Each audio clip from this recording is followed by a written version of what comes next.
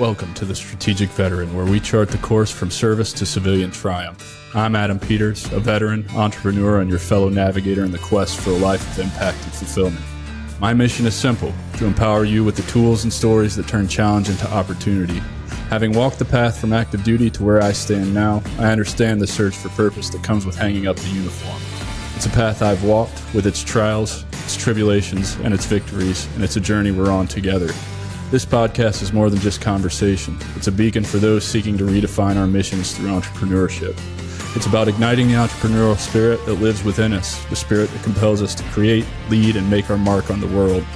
Here we connect with veterans who have built businesses, sparked change, and found their purpose in the marketplace of ideas. They're not just surviving, they're thriving. They've transformed their service into startups, their experiences into enterprises, and they're proof that you can too.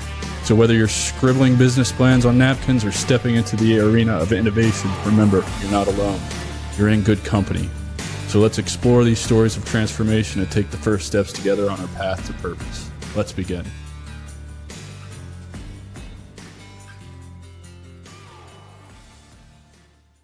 Hey everyone, and welcome back to the Strategic Veteran. I'm your host, Adam Peters, and today we have a deeply moving and inspirational guest with us, Scott DeLuzio. Scott is an Army National Guard veteran who served with distinction for 6 years, including a deployment to Afghanistan in 2010. Scott's journey is one of immense courage, resilience, and dedication. Driven by a strong sense of patriotism and the events of 9/11, Scott joined the military to serve his country. His deployment to Afghanistan was a significant chapter in his life, marked by both valor and tragedy. During this deployment, Scott's younger brother, Stephen, who was also deployed to Afghanistan, was KIA. His profound loss, coupled with the stresses of combat, brought significant challenges upon Scott's return to civilian life. Despite these hardships, Scott channeled his experiences into helping others. He founded the Drive On podcast, a platform dedicated to sharing inspirational stories of veterans, providing hope and healing to those who listen. Through his podcast, Scott discusses personal triumphs, life experiences, and emotional hardships, aiming to give strength to the military community. Scott is also the author of Surviving Son, a poignant memoir detailing his combat experiences and the emotional struggle of losing his brother. His work is a testament to the sacrifices made by military families and the enduring spirit of those who serve. Scott lives in Arizona with his wife, Vicky, and their 3 children. His dedication to helping veterans find their path to healing and purpose is truly commendable. Join us as we delve into Scott's powerful story, exploring his military services, his challenges, and his ongoing mission to support fellow veterans. So let's dive in and warmly welcome Scott DeLuzio, a true embodiment of what it means to be a strategic veteran. Scott, brother, thank you for being here with me on a Saturday afternoon. I really appreciate it, man. Yeah, you bet. I'm glad to be here. I'm glad to be able to come on and share my story and hopefully inspire some folks along the way and get a good message out there. And I love what you're doing with your show, and I've been following your newsletter and everything, and I kind of like seeing how you do things too, and it's inspiring to me to see just all these people out there trying to help out veterans, and finding you and having us link up like this is pretty cool. Yeah, brother. No, that's awesome, man. So let's dive right in. Let's talk about a little bit early life, where you grew up, what inspired you to join the military, why the Guard and not active duty, all that good stuff. Yeah, sure. So I grew up in Connecticut. And for you geographically challenged people, it's between Boston and New York. I get asked that question. Since I moved out here to the West Coast, like Connecticut, I know where that is, but like, where is it? I'm like, really? Between Boston and New York, Yeah, it's such a tiny state, because I got a buddy that lives in Massachusetts, but his dad lives right across the border in Connecticut, and it's like a 5-minute drive from his house. And I'm always like, what? Like, this is tiny. Yeah, a few of the jobs that I've had throughout my life, I've had coworkers who lived in Massachusetts, even though we were working in central Connecticut. It's like a half-hour, 45-minute drive or so, depending on where it is and traffic conditions, obviously. But it's really not that far from Massachusetts. It's not far from it's not far from anything. Like in the Northeast, it's like all close together. But it's weird when you live there. Everything seems like it's so far. It's like, oh, I'm going to New York. Oh, all right, well, pack a bag because you're not going to be back forever. It's like it's 2 hours away. It's not that far. Right. Yeah.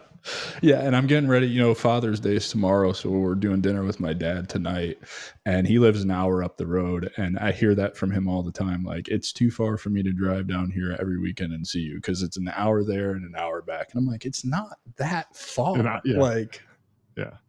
Well, yeah, I guess perspective really. When everything is kind of like condensed over there, like a 15-20 minute drive, it seems like that, okay, that's pushing it. That's about as far as I'm willing to go right now. It's like yeah, the mall's a half hour away. It's like, oh geez, I don't know, right? do I really need to Yeah, go? for um, sure. so anyways, yeah, so grew up in Connecticut and joined like you mentioned in the intro, joined after 9/11. When 9/11 happened, I was in college in an even smaller state in Rhode Island, and for the geographically challenged, it's next to Connecticut, just a little bit east.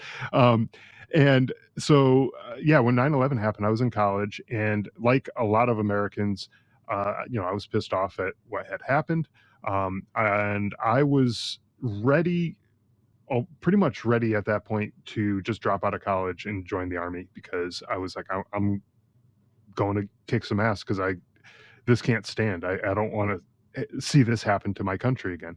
Um, and kind of slept on that decision. Figured, I'm not going to do anything right away. Let me sleep on that. And so I slept on it, and I decided, knowing myself, if I was to drop out of college at that point, I probably wasn't ever going back to college. I just wouldn't pick it up. And I was already partway through, so I was like, all right, just stick it out to the end. Finish your degree, and if there's still a war going on at that point, then let's revisit this decision. But there's no need to make a rash decision right now and kind of influence the whole trajectory of the rest of your life if that's just how I am. It would totally fuck everything up. Right, So yeah, no, you thought about it logically. I was a 17-year-old kid who just wanted out of Posey County, Indiana, so I was like, "Yep, Army, yeah, let's go." exactly. So yeah, I I had one of the cooler head moments, and I happened to think about it, and I was like, yeah, I guess I'll stick it out. Um, so anyways, in the meantime, my younger brother, he was in high school during 9/11, and eventually he went to college. Um, he started off going to Hofstra University in New York. Um, kind of had a rough freshman year. Kind of uh, enjoyed Partied, didn't he? the party Yeah. college culture a little too much, and he came home and he said to my parents, he's like, I want to join the military. I need to get some discipline in my life. I want to join the military. And my parents were like, well, kind of the same thought process is like, well, why don't you try, a different school or a different place? And so they found a school, Norwich University. It's up in Vermont, and it uh, is basically like a military university. It's where the ROTC started and all that kind of stuff. And so he could kind of get the best of both worlds. He can go to school, and um, get that military discipline and kind of routine and all that kind of stuff instilled in him. And while he was up there, um, he ended up joining the National Guard. He met a buddy up there, and he kind of talked him into it, I guess. Like, hey, it's kind of cool. You want to come check it out? And it's almost like the thing that they tell us when you're growing up, like, just say no to drugs kind of thing. Like, oh, just because all the cool kids are doing it doesn't mean you have to do it. Like, Yeah, yeah. it's kind of the situation that he was in. It's like his buddy was doing it, and it like seemed cool. So hey, yeah, why not? So he ended up joining the Guard while he was up there. So he joined the Vermont Guard, um, and he was still going to school. And he was able to defer going to basic training until summer break. And so he did uh, summer break. He went to basic training, came back, went back up to school in the fall, and at some point during that time, I forget exactly when it was, um, he volunteered to go to Iraq. And we were like, holy shit, like that wasn't supposed to happen, you know? But um, shortly after he had joined, um, I had started hearing these reports in the news that the military were struggling to meet their recruiting numbers, and it was just a, uh, bad time for recruiters, I guess. What year was this? Do you It's know? 2005. Okay, so we're getting ready to move into the surge. So yeah, that sounds pretty accurate. Right, exactly, and so I'm hearing these reports, and I'm thinking back, okay, this is just a few years earlier, and or for a few years earlier was 9/11, and I'm like, "Where the hell did all these people go who were looking to go kick some ass after 9/11? Like, what happened to all those people?" And then I realized, well, shit, I was one of those people, and I still haven't done anything to join the military, to serve in any way. I had graduated college at this point, and I hadn't revisited that decision. I just kinda kept moving on with my life, and I just never did that. And so after my brother joined, um, we had grown up in a very patriotic family. We looked up to military and first responders and folks like that as kind of like the superheroes. And um, I started looking at my brother, my little brother, the kid that we used to, wrestle in the backyard, and we used to, get into trouble like, boys do. Um, I started looking at him like he was a superhero, and I was like super proud of him. But when I was like, man, I still haven't done anything after 9/11. After I said I'd revisit this decision after college and all that kind of stuff, I still haven't done anything. And so I thought to myself, I'm like, okay, I'm still young, I'm still fit enough. I wasn't like, army shape, but I was, I could run. I just chose not to, kind of Right. thing. Yeah. You'll quickly get into Yeah, shape when you get to basic exactly. training. Yeah. Um, and so I was like, why not me? Why not join the military? And so you asked about like why the guard as opposed to like active duty. A couple reasons. One was it was somewhat familiar to me because that's what my brother did while he was in school, and so I kind of knew a little bit about what it entailed as far as a 1 week in a month and 2 weeks a year, which I turns out that's not entirely true either. um, Yeah. Yeah. The Army's got a way of they lying to do. you They without they got lying a to you. great Yeah. marketing department though. Like they they could Yeah. sell it to Yeah. you, but then they're like, "Yeah, but here's this little thing." Yeah. Anyways, so and I had just started a job right out of college, my first job out of college, and I kind of felt like I owed them, like they took a chance on me, hiring me right out of school, and I'm like, I kind of can't just leave them hanging like this, like that felt like a shitty thing to do. So I was like, okay, well, I could go active duty and make this full time thing for me, or I can stick around home and serve my community as well as doing normal life, as normal as things can be, right? But um, and so it's kind of, to me, it looked like it was kind of like the best of both worlds. I could keep doing building my career, and I could continue to serve in one way or another. So I decided to go with the guard. Um, of course, I was my first job out of college. I was an accountant working for a an accounting firm, and I uh, was able to pick my basic training day anytime from the day that I enlisted through uh, a year later. And I decided to pick it sometime in the middle of tax season, which talk about screwing the employer over. That I just knew that I don't want to go active duty and screw over my employer, but I do want to go to basic training in the middle of our in the busiest busiest time and time of screw the the year, yeah. employer over. I love But that. I love that. but I gave them plenty of notice, so they knew it was coming. And I continued to work there for a couple of years after that too. So I didn't totally screw them over. Right. It wasn't the best, but at least I kind of justified it to myself. I was like, well, at least I didn't leave them altogether. It's just I gave them part of the tax season.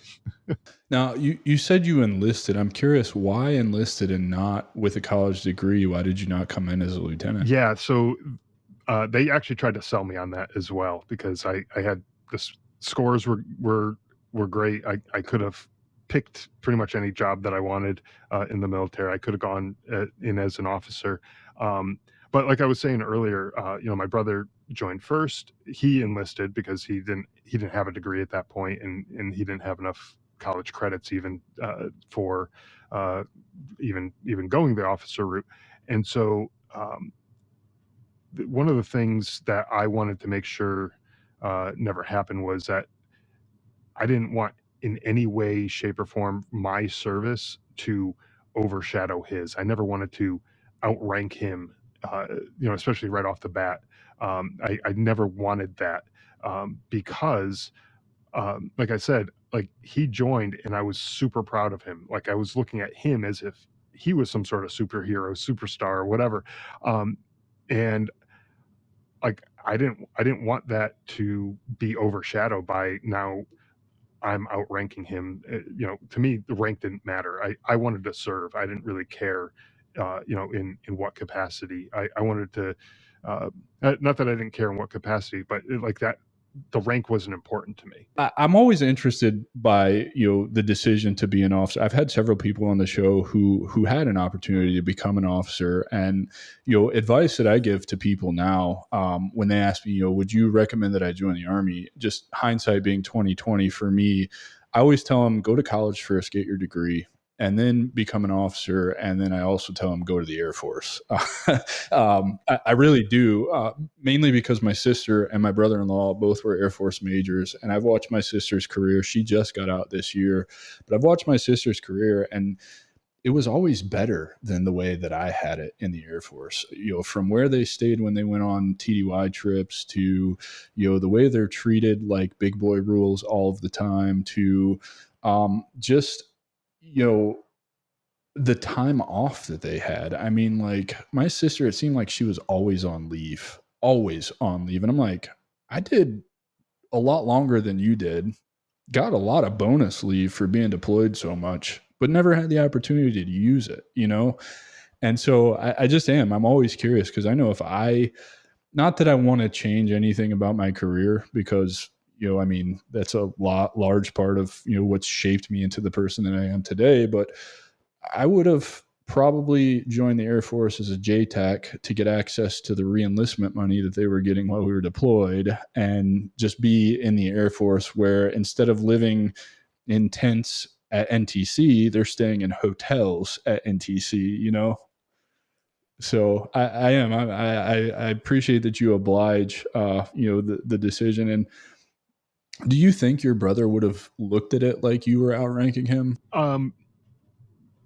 I don't think he would have cared, honestly. Like looking back at it now, he probably wouldn't have cared. And I think it was just me more like trying to have some respect For sure. in some way. Like it was just it may not have even been noticed by anyone at the time. It just was how I wanted to show my respect and my and how proud I was of him for joining. Well, and I feel like too, like you felt inspired to join after he took action and joined, right? And so why overshadow that? No, that makes total sense. So you joined. You said in what year was this? It was you joined late 05? 2005. It was like November 2005. So you went to basic training, and you were an infantryman, right? Why infantry? Also, Because your brother? because he was, and I knew the way he and I were. If he was an infantryman and I was anything other than that, it would have been like, well, my basic training was harder than yours, and my deployment was so much harder, and we had all this. It just would have been a pissing match constantly. Didn't matter what I did. It always he and I both would have been going back and forth. Well, I had to do this and I had to do that. And we noticed that in the military, the veteran community anyways, is that pogue, like Yeah, everything's a dick measuring contest. Everything It's is. just what it is. I have a little brother too, and I'm 39. He's 35 or 6. I can't remember. He's like 2.5 years younger than I am, and his birthday's in January, so he's 36. And it's still that way to this day. And he's like a probation and parole officer in the state of Pennsylvania, and I am now a podcaster, and like it's always something between us. So I relate to that 100,000,000%. When did you find out you were going to Afghanistan? So this was sometime in 2009, I think, if I'm remembering the timeline correctly. It's like early 2009, there was talks that, hey, this deployment's coming up. Let's start, trying to figure out, uh, you know, what do we need to get there to be an effective, unit? Do we have enough people in enough positions? Do we, what are we gonna need to do that? And we started noticing there were some reorganizations of the companies. So there's a battalion in Connecticut, of an infantry battalion in Connecticut, and so there was some reorganization. We started seeing some new faces pop up, some people who've always been there who started disappearing, and it's like, okay, where are these people going? Why are we moving stuff around? And so we started figuring that out. um and uh and yeah, so then around that time, that's when they're like, yeah, we're tracking on deployment for, later in the year, was when they were telling us like we'd be leaving for, you know pre-deployment training and all the stuff that you need to do before you deploy. So Right. Now, were you and your brother a part of the same National Guard unit, or were you in different yeah, units? initially we started off. So, like I said, he was in the Vermont Army National Guard. I was in the Connecticut Army National Guard, and uh, the units that we were in started off. They were completely separate. They I don't think they had any uh, common linkage other than, their army. Like big Mhm. army, Right. linkage, um, but there was some reorganization of units that took place when the 86th uh, Brigade Combat Team was developed, and his unit and my unit both ended up falling under this 86th Brigade Combat Team, and um, so because we are both under that same brigade, the deployment was a brigade-wide deployment, and so that's how both of our units ended up going overseas. Got it. Now, I'm curious about this mainly because you talked about it in your book, if I'm not mistaken, and you'll have to bear with me because I'm reading like four books at one time, trying to remember everything. It's just how I do things. But you talked about when your brother came home from that deployment to Iraq, something had changed and he was different. And so, is that in the back of your mind when you're getting ready to deploy yourself? And how is that affecting you? And how are you dealing with that? Noticing the changes in your brother. I didn't have anybody like that, right? Like I saw how the guys were when I got to my first unit 2 weeks and some leave after they came home from the invasion of Iraq. So, I didn't know any of those guys before they had, deployed or whatever to see the changes that were made. I just knew that my life was a living hell. So you were exposed to that and you got to see that. So how did that affect you knowing that you're going into your own deployment? you know I had a lot of stuff on my plate before that deployment. So my wife was pregnant, um, probably Shit. around the same time that uh, we got notified that we were deploying is kind of when we found out that she was pregnant, and just I actually was away at training when she went into labor, and they got me home.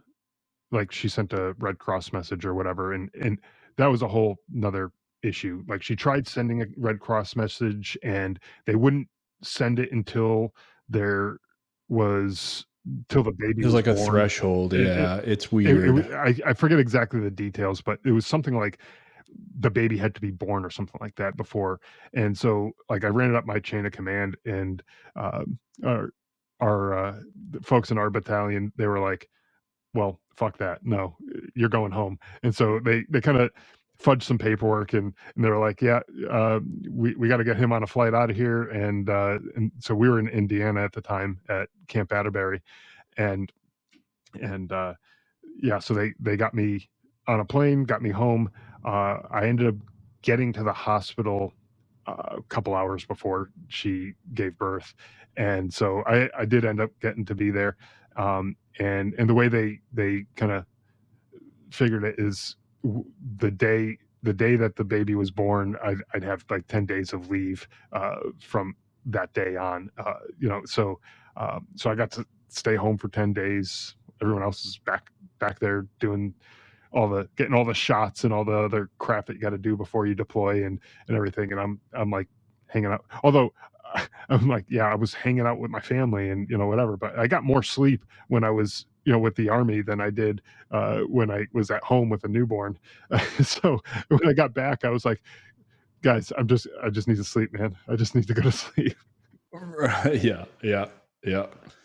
So the time comes, you go to Afghanistan, you're in Afghanistan. It's, I assume, probably early 2010, right? Late 2009, early 2010. Are you and your brother stationed? Are you guys on the same cop, or where are you at in Afghanistan? Paint us the picture of, your brother and you are both in Afghanistan. Did he start his deployment before you? Did you deploy at the same time? All that good Yeah, stuff. sure. So, like I was saying, we were in Camp Atterbury, doing kind of pre-deployment stuff, getting the shots and all the paperwork and all the other crap that has to be done, right? And uh, my unit left to go down to Fort Polk in Louisiana uh, and finish up our training before we were sent overseas. And his unit had done it kind of opposite, where they were doing training. They went to Yeah, they went to JRTC first JRTC. and then did Yeah, and so SRP, there was a right? brief window where our time there overlapped, and so actually the last day that I was at Camp Atterbury before we went down to Fort Polk, um, uh, our unit had missed our allotted time for chow and for like dinner time, and uh, I grabbed me and a couple of our guys after we are done loading up all the buses taking us down to Fort Polk. I was like, "Look, we're just going to go in. We're going to get some food, and we'll sneak back out. And what are they going to do? Tell us no? Like, fine, then we just won't eat. So at least give it a shot." So I happened to walk in, and my brother's unit was their time to eat at that point, and so he was in the chow hall, and he sees me walking in, and I got to paint this picture. So I'm carrying my assault pack, and like they give you a packing list. You pack all your shit, and you got all this stuff, packed in. But then you got a couple of like extra things, like your own personal things that you might want to carry with you, but there's never enough room for it. So I had it strapped on the side of my assault pack. And I'm looking like a hobo, like with just everything hanging off, and it looks stupid, right? As we all As do. as Yeah, as it's one does, common. right? So I'm walking into the chow hall. I got a couple of my guys, and my brother comes over to me, and you got to just kind of understand the type of person he was. Is he always would like just try to like get under your skin and just kind of like dig at you, but He's in a constantly loving fucking way, with you.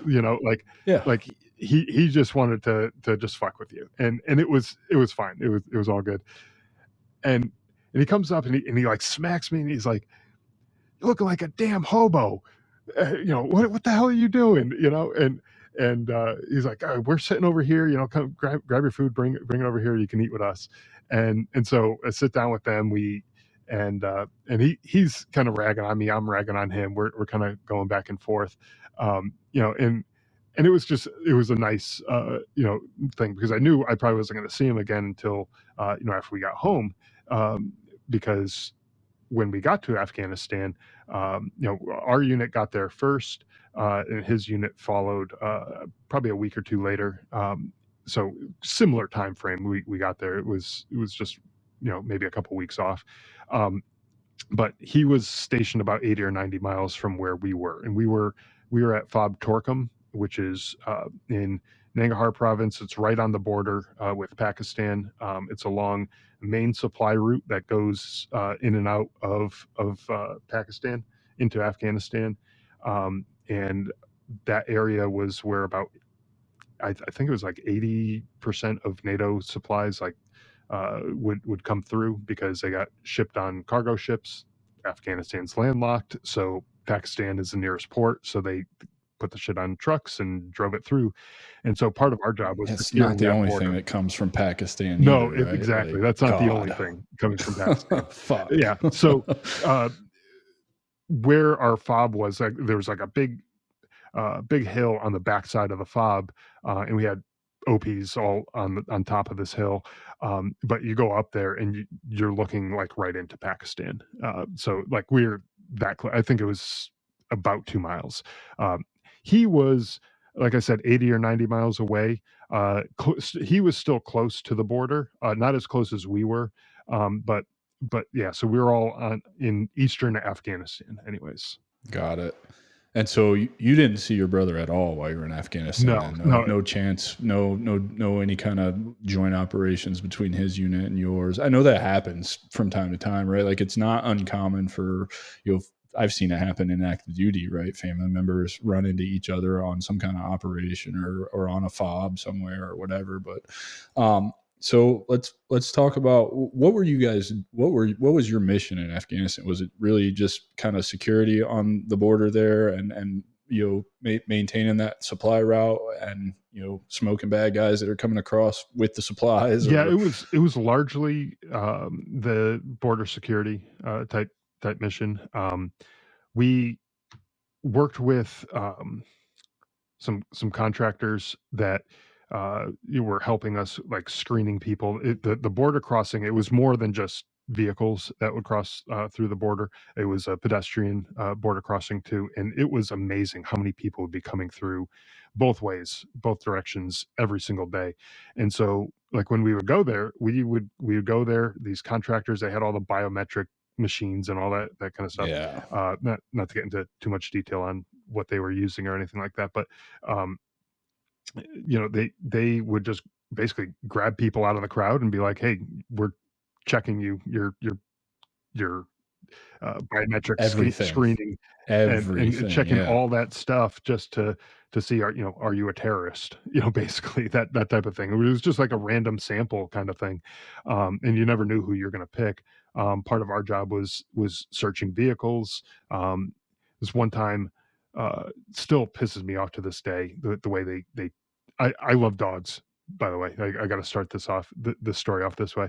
I love dogs, and the way they treated animals over there was just pissed me off. And this one time, um, we were searching this vehicle. We had the car pull over, and they we said, okay, pop the trunk, and we're gonna go search your vehicle. And in the trunk of the car was a dog, and he's panting, and he's looking like just hair away from death because it's hot as hell there. It was probably 120 plus degrees there, and the dog's in the trunk, no air conditioning, no windows blowing breeze, nothing like that. And the driver of the car had the balls to ask us for a bottle of water. And so I said, "Okay, yeah, sure, no problem." And like for himself, by the way. He wanted a bottle of water. And so I'm like, "Oh yeah, sure." So went and grabbed a bottle of water. I took my knife and I stabbed the cap of the bottle of water, and I went over to the dog and I just started spraying the water in the dog's mouth. And I'm good for staring at the you. guy the whole time and just like shaking my head like this freaking guy. Um but yeah, so we were searching for weapons and explosives and all sorts of stuff. We had all sorts of um, testing. That they even had this enormous building that was uh, at the border that the Afghans. We had local Afghans who worked in this building. Thank God it was them and not us. But this building was basically like an enormous X-ray machine, and so trucks would drive in and they'd be able to see uh, like the different cargo that's inside of these trucks. I don't know specifically how it worked and like how they were able to tell like the metal from the outside of the container versus an AK-47 or something. Of Like I don't course, know I right. don't know how they would be able to do it, but they were able to, and it was pretty interesting how they did it. Turns out that building was highly radioactive. We they came to us and they were like, "Yeah, a lot of our employees that are working here, they're getting cancer." And so we had a like a Geiger counter, and we went to the thing, and we had one of our sergeants. He like went in the building, and then he started like walking back quickly, and then like he kind of like taped off a thing like an imaginary line. He goes, "Nobody crosses this line." because it was just, and I Damn. had been in that building several times, and I'm like, oh my god, am I going to grow a third arm or some shit? Like, you know, Right. so yeah, a lot of it was border security. We also did missions where we would drive out to local villages, and we'd just do kind of goodwill type missions, and try to help people out there. We occasionally the people would tell us they had found some explosives. Like one time there was a bunch of RPGs that were just laying on the ground, like outside of this village. And they're like, yeah, we found these, but we don't want our kids to explode or anything. So can you help us with this? And so we went out, secured the area, basically waiting to get picked off, and waited for EOD to come out to come take care of it. But these guys came out. I don't know, the balls on these guys. It's basically just like the rocket from the RPG. It was just sitting on the ground, and he just walked up to it, looked at it, picked it up, threw it in the back of his truck, and drove away. I was like, you're not going to blow it up here or do something to Right. it, like anything. Like, it's just rolling around in the back of your truck. I'm not exaggerating. Like, he just took it and tossed it like you were tossing a backpack or something. I've seen EOD guys do some crazy shit, and you're like, I don't want any part of No, that. that's Like, just not get the it job away I would from want. me. No, Right. Although, Like, I'm thinking we're gonna do a bit, and he's picking up a 155, tossing it in the MRAP, and it's like, this is it. Like, we waited for you to come out here to do this. Like, you're like, fucking nuts. I Dude. could have done that. I wouldn't have, Right. but I could have. No. Yeah. But yeah, so we had missions like that. And towards the end of my time there in Afghanistan, our missions started to get further out. Like, it was just like basically driving distance from our fob, which isn't incredibly far in Afghanistan with the MRAPs and the range that they get. It's not incredibly far, but the mission started getting further out, where they would fly us out from the fob out to some remote village somewhere. Taliban activity suspected there, and so they'd fly us out. But before we did any of that, we started training with the Afghan army, and we were training them on basically our tactics. Which, in hindsight, looking back, now they know our tactics. Not a good It's idea. great. Yeah. And right. they have our weapons, and they have our tanks, And they're crooked as shit. Yeah, exactly.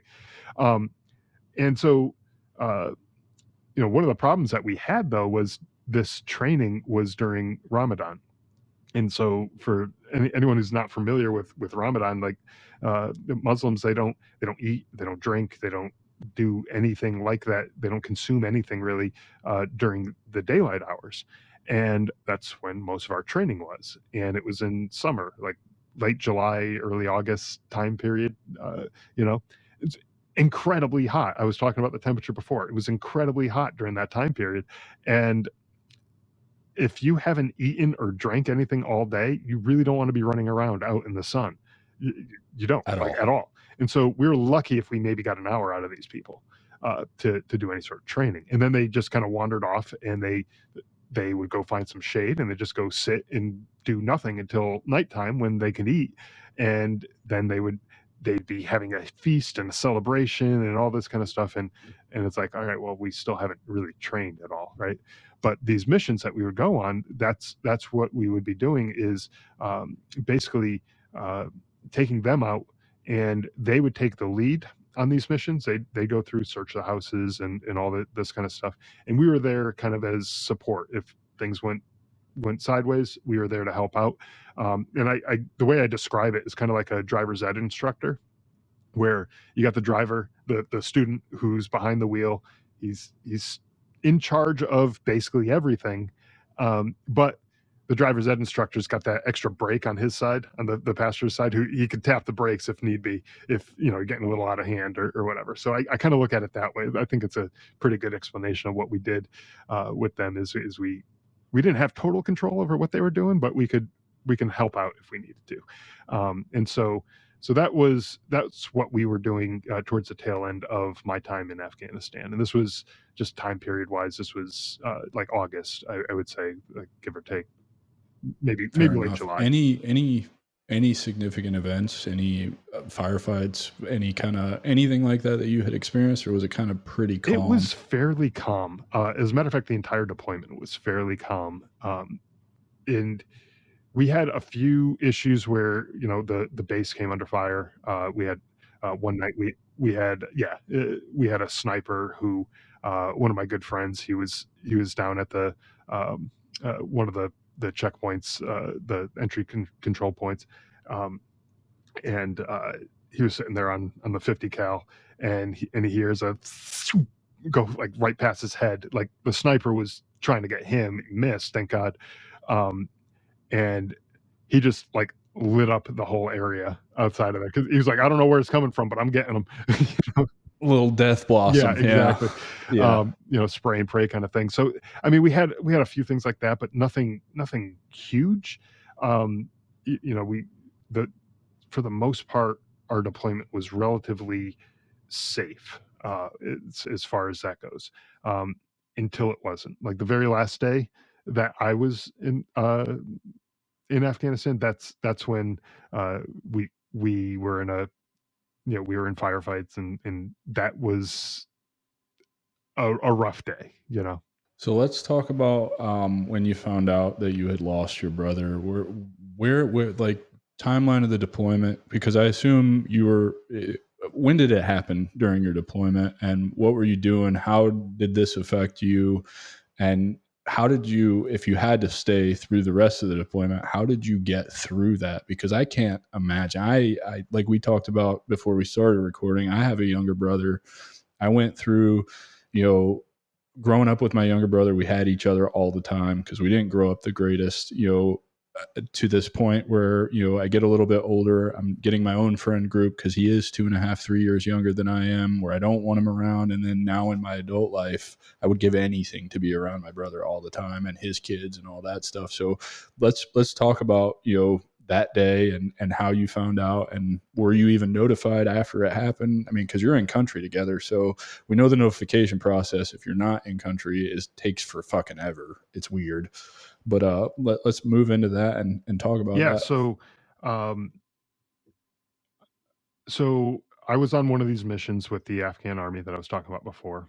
We're in a remote village. We flew in the night before, um, and we couldn't start our mission until first light because the Afghan army didn't have night vision goggles at that time, and it would have just been a big clusterfuck just Clusterfuck. going into Yep. this village, them falling down the mountain as we're walking down the mountain into the village. And it's like, well, they know we're here now, if the helicopters didn't give it away, the Afghan soldiers who were falling off the cliff, that pretty much gave it away. So we kind of had to wait till first light anyway. So we were just kind of hanging out, and um, we went through the village. We let them kind of take the lead. They found a bunch of Afghan army uniforms, which was pretty good. Good find. They found some explosives and some weapons that they were able to kind of gather together. And we had a EOD guy with us who just blew everything. And so all that stuff just was obliterated. Um, and for anyone who's never experienced something like that, just seeing that the all that stuff just getting exploded, we were a safe distance away, like we weren't, but you feel it. You feel it like come right through you, like the shockwave. Like you ever see like the nuclear bomb goes off and you see the shockwave going out, all the way. Like that goes right through you and you feel it. It's such a weird feeling. But anyways, so yeah, we're in this village, and uh, other than finding a few things, nothing really popped off. There was uh, there in general, it was just again another routine Just routine mission little that we were on, and patrol. Yeah. hey, I'm not complaining. Like I'd prefer it that way, like where it just was routine. I didn't need to go be Rambo, while I was over there either. Um, and uh, at some point during the mission, I got a radio call saying that there's a helicopter coming in, and my squad, I was a squad leader at the time. I needed to go secure a landing zone, and so I'm like, okay, well, there's a clearing at the end of the village over here, so let's go secure that landing area, and wait for the helicopter to land, and pop smoke, let them in, um, and an American Army general steps off the helicopter, and two French soldiers stepped off, and I don't know what their ranks were. I can't remember off the top of my head, but Yeah, and I don't know I that I would wouldn't know know what their either. ranks were anyways, because it's probably something weird. Right. Yeah. And they got little white flags on or something. I don't know. They're weird. The French people are weird. So, It's just weird. so at that point, at the landing zone, I'm like I'm a E5 sergeant, and I'm like the highest ranking guy. So I'm like, I guess I go greet the general. Sweet. you know, First of all, what the fuck is a general doing way out here is probably your that's, first thought, yeah, because I right? didn't Like, really and why know. is he with two French Yeah, and guys? I Yeah. didn't really. I knew the area that we were in was like the whole country kind of got split up amongst the different NATO countries that were in country, uh, and um, one of them obviously being France. And so I think the area that we were in was a French kind of controlled area. Why we were the ones who were in that area doing the missions and not the French guys beats me. But hey, I don't. That was above my pay grade, right? So I go Right. over to greet the general. Hey, sir. Thanks for joining us. I don't know, like, what the hell do you say to a Like, general? what do you even say to a general who gets off a helicopter in a like, that's not common for those that are listening. Like, generals don't usually come to wherever you're doing an operation and get off of a helicopter unless it's like something that's planned way in advance and you have to put on the dog and pony show to walk them through whatever they want to see or whatever. At least that's been my experience with super high ranking dudes wanting to come through a battle space. Exactly. Like, that was a first for me. I will say we did have a Navy admiral come through when we were doing like the border missions, and wanted to go check something out at the border. And I don't know specifically what off the top of my head right now, but he wanted to go there, and so we were basically like a security detail for him, to bring him out But there. you probably knew well in We knew in advance advance that he that was that was coming. happening. Yeah, at Yeah. that point. This mission, though, this mission that I'm talking about now, I had no clue that he in advance that he was coming. I knew, 5 minutes before when we went to go secure the landing area. And when you got the Yeah, radio call. basically, Yeah. that's when I knew that somebody high ranking. But then he steps off, and I'm seeing stars on his shirt. And I'm like, what the fuck is going on? And then I see French guys come off, and I'm like, this is getting weirder. Like, is this a clown car? Like, what else is popping out of here at this point? And so I'm talking to this general, and at this point, I still don't really know what he's doing there. And so I'm waiting for someone else a little higher up the food chain who has a clue what's going on to come and relieve me as his like escort or whatever. So I'm just chatting with him for a little bit. And I'm sitting there talking to him. And, he tells me like these French guys wanted to come check out what we're doing, and kind of report back up their chain of command. And he kind of now I'm getting clued in on what's going on here. So I'm like, oh, well, cool. Thanks, sir. But he gets a call on his radio, and it informs him of two American soldiers who were KIA earlier that day. And obviously, I'm saying obviously, but it's not obvious maybe for some listeners, but you don't give names on the radio. Like, you use, call signs, you use other things like that, but you don't use actual names. Battle roster number is the most common, which is usually there's 3 letters, and then your last 4 Something is usually like that, your battle roster number. I can't remember. I've been out a decade now, so it's so it's something along those lines. If a name an identifying name has to be given at all. In this case, there was no need to. It was just there were 2 KIA, and it was just a report. Hey, we had 2 KIA. This is what happened. And so at that point, I was like, oh shit, like, Americans getting killed, that's never a good thing. You like anyone else hearing that type of news, you feel bad. But what are you gonna do? So eventually my platoon sergeant comes over, and I'm like, cool, tag, you're it. you got the general now. And Right. I'm I'm done off. with this. know? Yeah.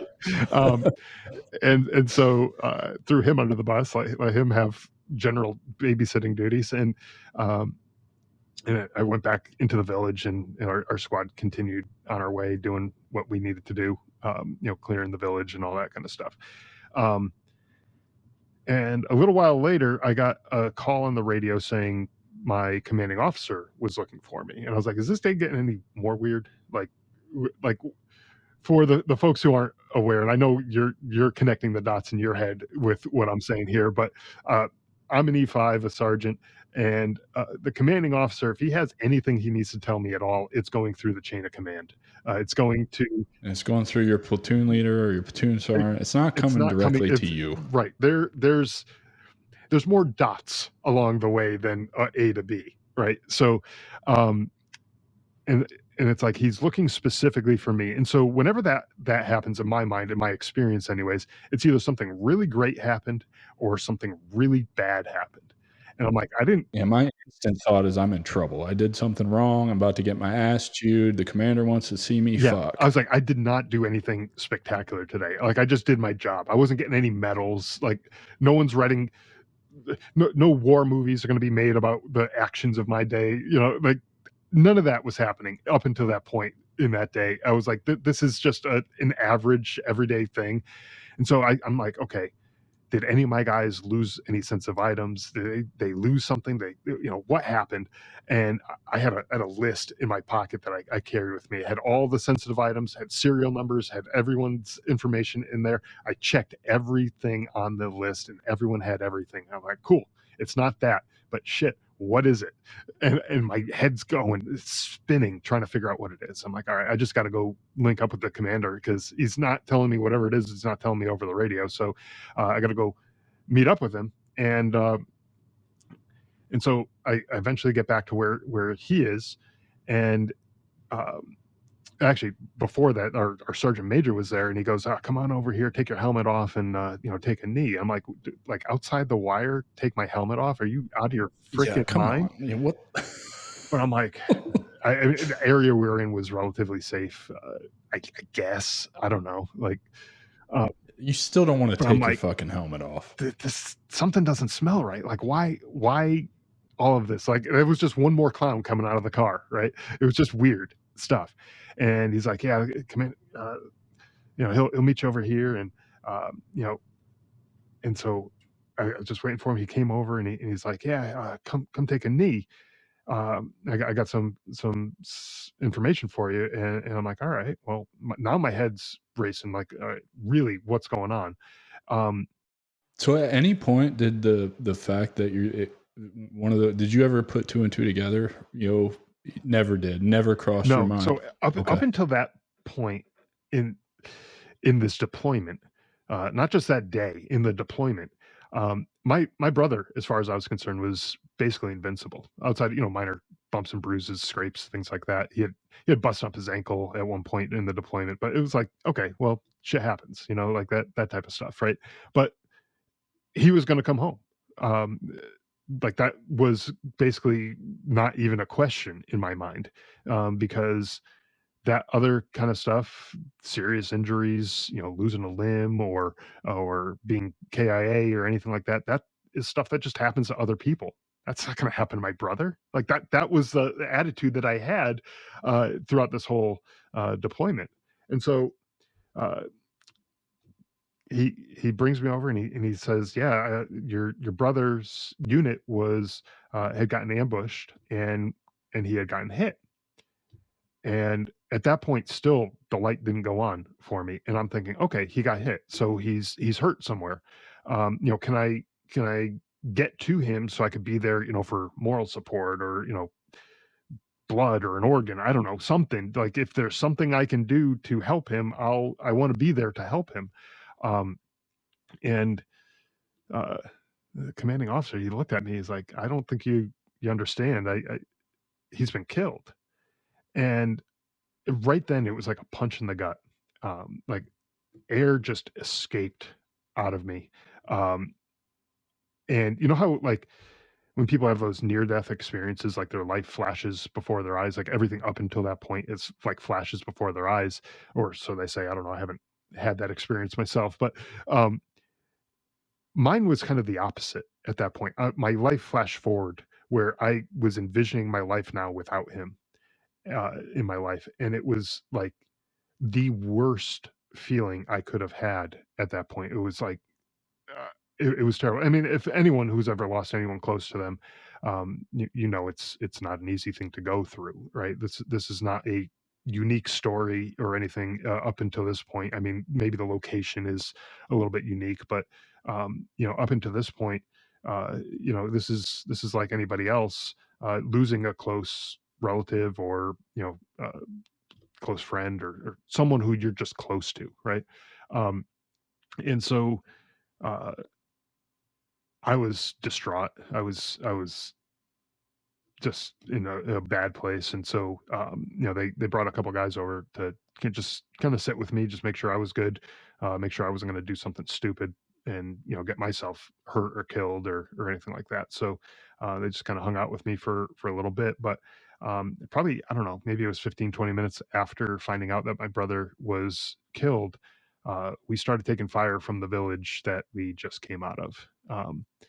And that was uh, that was a point where the grief turned into rage, just complete anger, rage. I wanted to kill some people at that point. Like I was looking like I wanted to go down in that village and kill everybody that I saw. It was just pure rage. And I just had like the briefest moment of clarity where I was like, if I go and do something stupid like that, um, first off, I'm not making it out of there alive, most likely. So my parents are going to have a second knock on the door. My wife is going to be a widow. My newborn son, is going to grow up without a father. And I was like, shit, okay, I got to keep it together. So I'm like, I got to figure out a way to compartmentalize this and stuff the grief into its compartment and get my head on right. So not only all that stuff, bad stuff could have happened to me, but um, I was a squad leader too, so I had a bunch of soldiers who were under my command, and so I had to keep my head on right for them too. Because what if something bad happened to them? How do I explain what happened to their families? Be like, yeah, I was sad, and so that's why your loved one's not here anymore, you know? Or I was angry, and that's why your loved one's not here anymore. Like I had to keep my head on right. Um, so grab my guys. You know, they already were sort of set up in a perimeter, and we kind of filled in some gaps along the way. And you know, we did our best to kind of repel that attack. Um, and that was by far the absolute worst day of that deployment. It was of that deployment of my whole life, really, if I'm being honest. Um, but that was um, such a difficult thing to be able to quickly figure out how to compartmentalize all of that and keep your head on and continue with the mission. Um, it it was just super difficult to do, but kind of what you had to do. There are some people I've talked to in the years since then that were like, well, couldn't they let you sit it out or something? And that type of thing. It's like there's no like safe space that you can just go sit and cry. There's no timeout corner, you know. There's no timeout in war. You don't, yeah, you don't get to just, yeah, and I think it's part of the larger picture, right? Because having to compartmentalize that so you can continue to operate in the environment that you're finding yourself in and deal with the threat and make sure you get all your guys home, probably, and we're going to get into this here very shortly, but um, compartmentalizing like that probably amplifies what you go through when you get out and the transition and all the demons that you have to deal with, because you're forced to shove all this down so that you can accomplish the mission, right? Like it's always mission first. And I don't think for those listening, we do have a lot of civilians that listen. They're intrigued by the stories, and there's no way to paint a picture of what that does to you, whether it's losing your brother or losing, in my case, just battle buddies, brothers and sisters close to me, right? Because they are like family, and you see that, and you still have to just continue on and do the thing, because if not, more people are going to end up like that. And it's just shitty. It's just shitty. It's the nature of what we chose to do with our lives at the Yeah, time, and right? I think when you sign up, when anyone signs up, they understand the concept of death. They understand the concept of something. You might lose a limb, you might, get seriously injured, you might have, things like that, that you understand that it could happen. But I think somewhere in the back of your head, you're like, yeah, but will it though? Like, will it Of really? course. Yeah. Well, that's not going to It's not going to happen to happen. It me, could right? happen, Yeah. sure. Like, I could go to the store right now and I could go buy a lottery ticket and I could win, but it's probably not going to happen, right? you know. Right. Right. So what happened after? So you get through that mission. Was there an opportunity to escort your brother home? Did they? Yeah, I'm not familiar. There's so much stuff through the private news network or whatever that you hear in the Army about sole surviving son, this kind of thing. So did the deployment end for you right there? Pretty much, yeah. So after that firefight was over, they called in some helicopters to. We had a few wounded, no serious injuries. It was more like rolled ankles, that type of thing. Who need to get evacuated out of there, and me. They're like, you know what, you need to get not here, basically, and so they flew me back to Bagram, and that I met with the brigade leadership there, and they obviously knew what happened to my brother. They were the brigade was like headquartered out of Vermont, so they were familiar, probably before anyone else, with what was happening. And I asked, could I call home?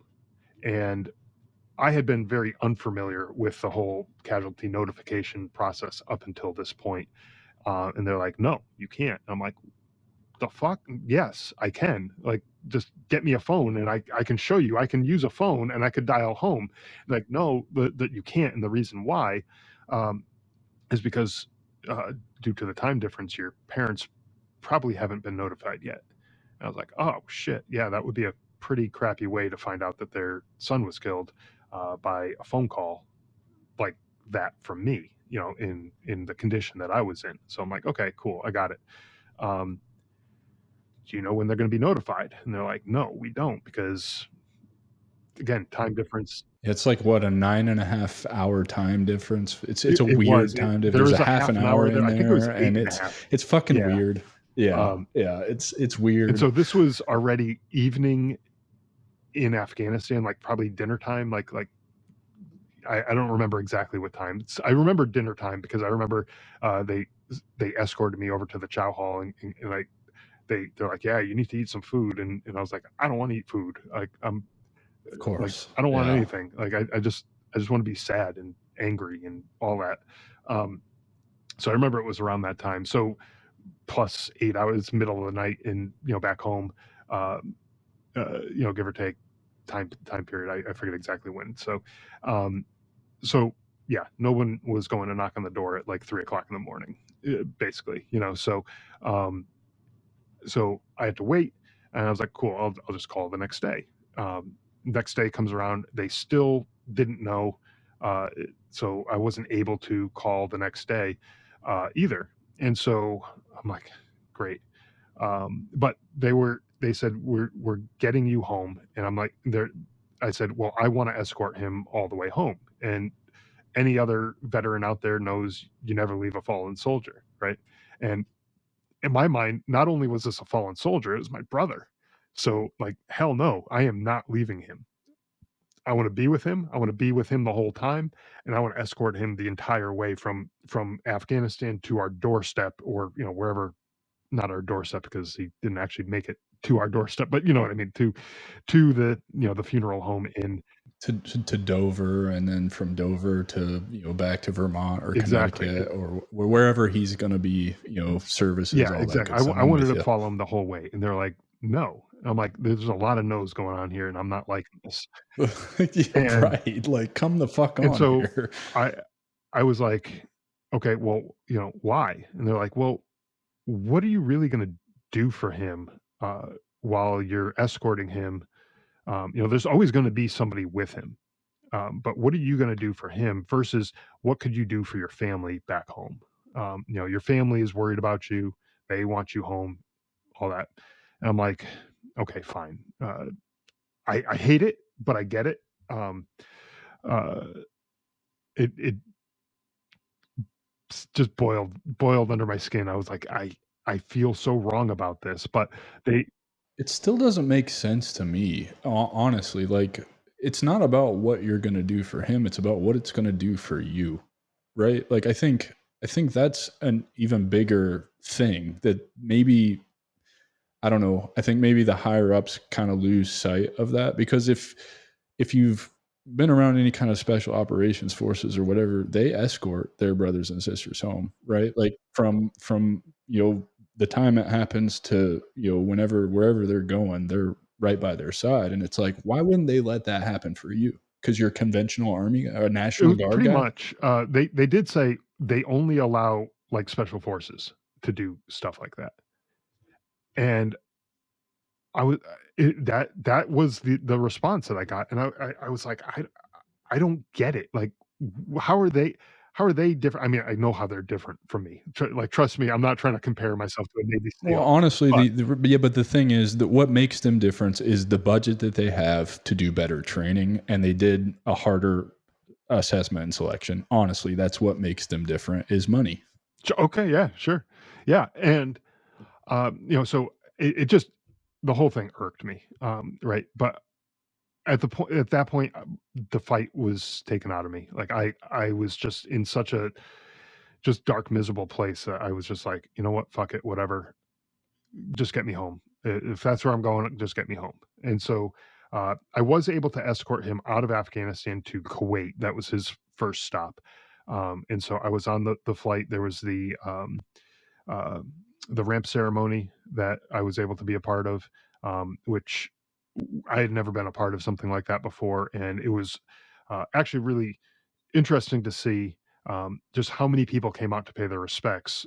For folks who aren't familiar with what a ramp ceremony is, it's kind of like a wake before a funeral kind of thing, or even like a mini funeral kind of thing, where people just come out, they pay their respects. They, if they're religious, they say a prayer. They come over and you know, uh, since I happen to be family of uh, my brother there, they came over, they offered their condolences to me, and there were people from Poland, from I think Germany. There were all ranks of soldiers and airmen and Marines, and just people came out, and I was like, this actually felt good to be a part of this. So I'm kind of glad I had that experience. Oh, I got to back up a second. There's something I had mentioned earlier for a reason. I forgot to fill in the reason why I mentioned it. When we were on that mission before my brother was killed, I told you about that general who got off the helicopter and got that call that there were two KIA. Um, well, it turns out one of the two was my brother. Didn't know at the time because there are no names given on the radio. But when the helicopter landed to take me out of there, that general was on the same helicopter, and he was sitting like it was a like he was sitting facing me and I was facing him kind of thing on the helicopter, and he looked at me like I was familiar, like, "Don't I know you?" kind of thing. And I was like, "Yeah, I was the guy who, helped land the helicopter earlier." Um, and I said, "Yeah, do you remember those 2 KIA, that you got the call on the radio?" Because he was wondering, like, I looked fine, like, I didn't have any injuries. He's like, "Why are you here?" I was like, "Those 2 KIA, one of them was my brother." And he's like, "Holy shit, I can't believe the coincidence." Like, I just happened to be standing next to the brother of the guy. Thank God they didn't use names, on the radio. Otherwise, who knows how I woulda lost it? Um, but anyway, so I kind of took a detour there because I wanted to fill in that blank there. But um, but yeah, so I had the ramp ceremony, got on that flight, and they let me choose my seat, and I sat the closest seat to the case that he was in, the transfer case that my brother was in. Don't know why. It just felt like I needed to be there, like a big brother protector kind of thing. And I just stared at at the box he was in. Like if anyone so much as sneezed near it, I was going to probably rip their face off, kind of thing. Because I still had that anger and rage racing through me, and I needed to do something with it. And thank God nobody even like remotely came close to doing anything disrespectful. Everyone was completely respectful. It was actually wonderful. But um, yeah, come landed in Kuwait, and they brought me to um, some office somewhere. I don't even know where. Um, and I was like, "Can I call my family now?" And this is a full 20 over 24 hours after finding out that my brother was killed. Uh, I still hadn't had a chance to call home, and they're like, "Yes, we received notification that your parents were notified. You can call home." And I'm like, "Sweet," but I had no way of calling home. I had no calling cards. I had no, nothing like that. People just were throwing calling cards at me. They're like, just take it, use it, And so I was like, all right, sweet. Um, so called home, called my parents first, and they were happy to hear that I was on my way home, but obviously they were in rough shape, and you could hear it in their voices, like they were distraught, understandably, right? And I called my wife, and when I called her, she was in the car on the way to go over to my parents' house because she had just found out herself, and so she had packed up my son and our dog, and she was like, "I'm just going to go over there. I'm going to try to help them in any way that I can," and so she was going over there, and I didn't really have much time to talk to either of them. I think I probably only 15 minutes between the two of them, as far as the call home. But uh, as far as military travel time goes, I got home in like record pace, because my brother was killed the day before. Uh, I was in Kuwait the next day, uh, and usually you're waiting for a flight out of Kuwait for at least a few days, if not longer, right? They had me on a flight out of Kuwait that same day that I arrived in Kuwait, and um, so yeah, Kuwait to Germany, Germany to Atlanta, Atlanta back up to Connecticut, and so I was home really quickly, after all of that. So um, yeah, that's kind of the journey that I took and how I got there. Fast forward a little bit to the funeral, my brother's funeral. So for folks who aren't familiar, the National Guard, like regular Army, the commander in chief is the president of the United States. Well, the National Guard, um, in addition to the president, there's also the governor of whatever state your National Guard is in is like the commander in chief, so that the governor can command the National Guard troops. And that's typically when you see like hurricanes and natural disasters, and the National Guard is called out. That's the governor doing that type of work. Um, so at my brother's funeral, the governor of the state of Connecticut came to the funeral, and she told our family that she was going to order that I not go back to Afghanistan. Um, and so that was it for my deployment.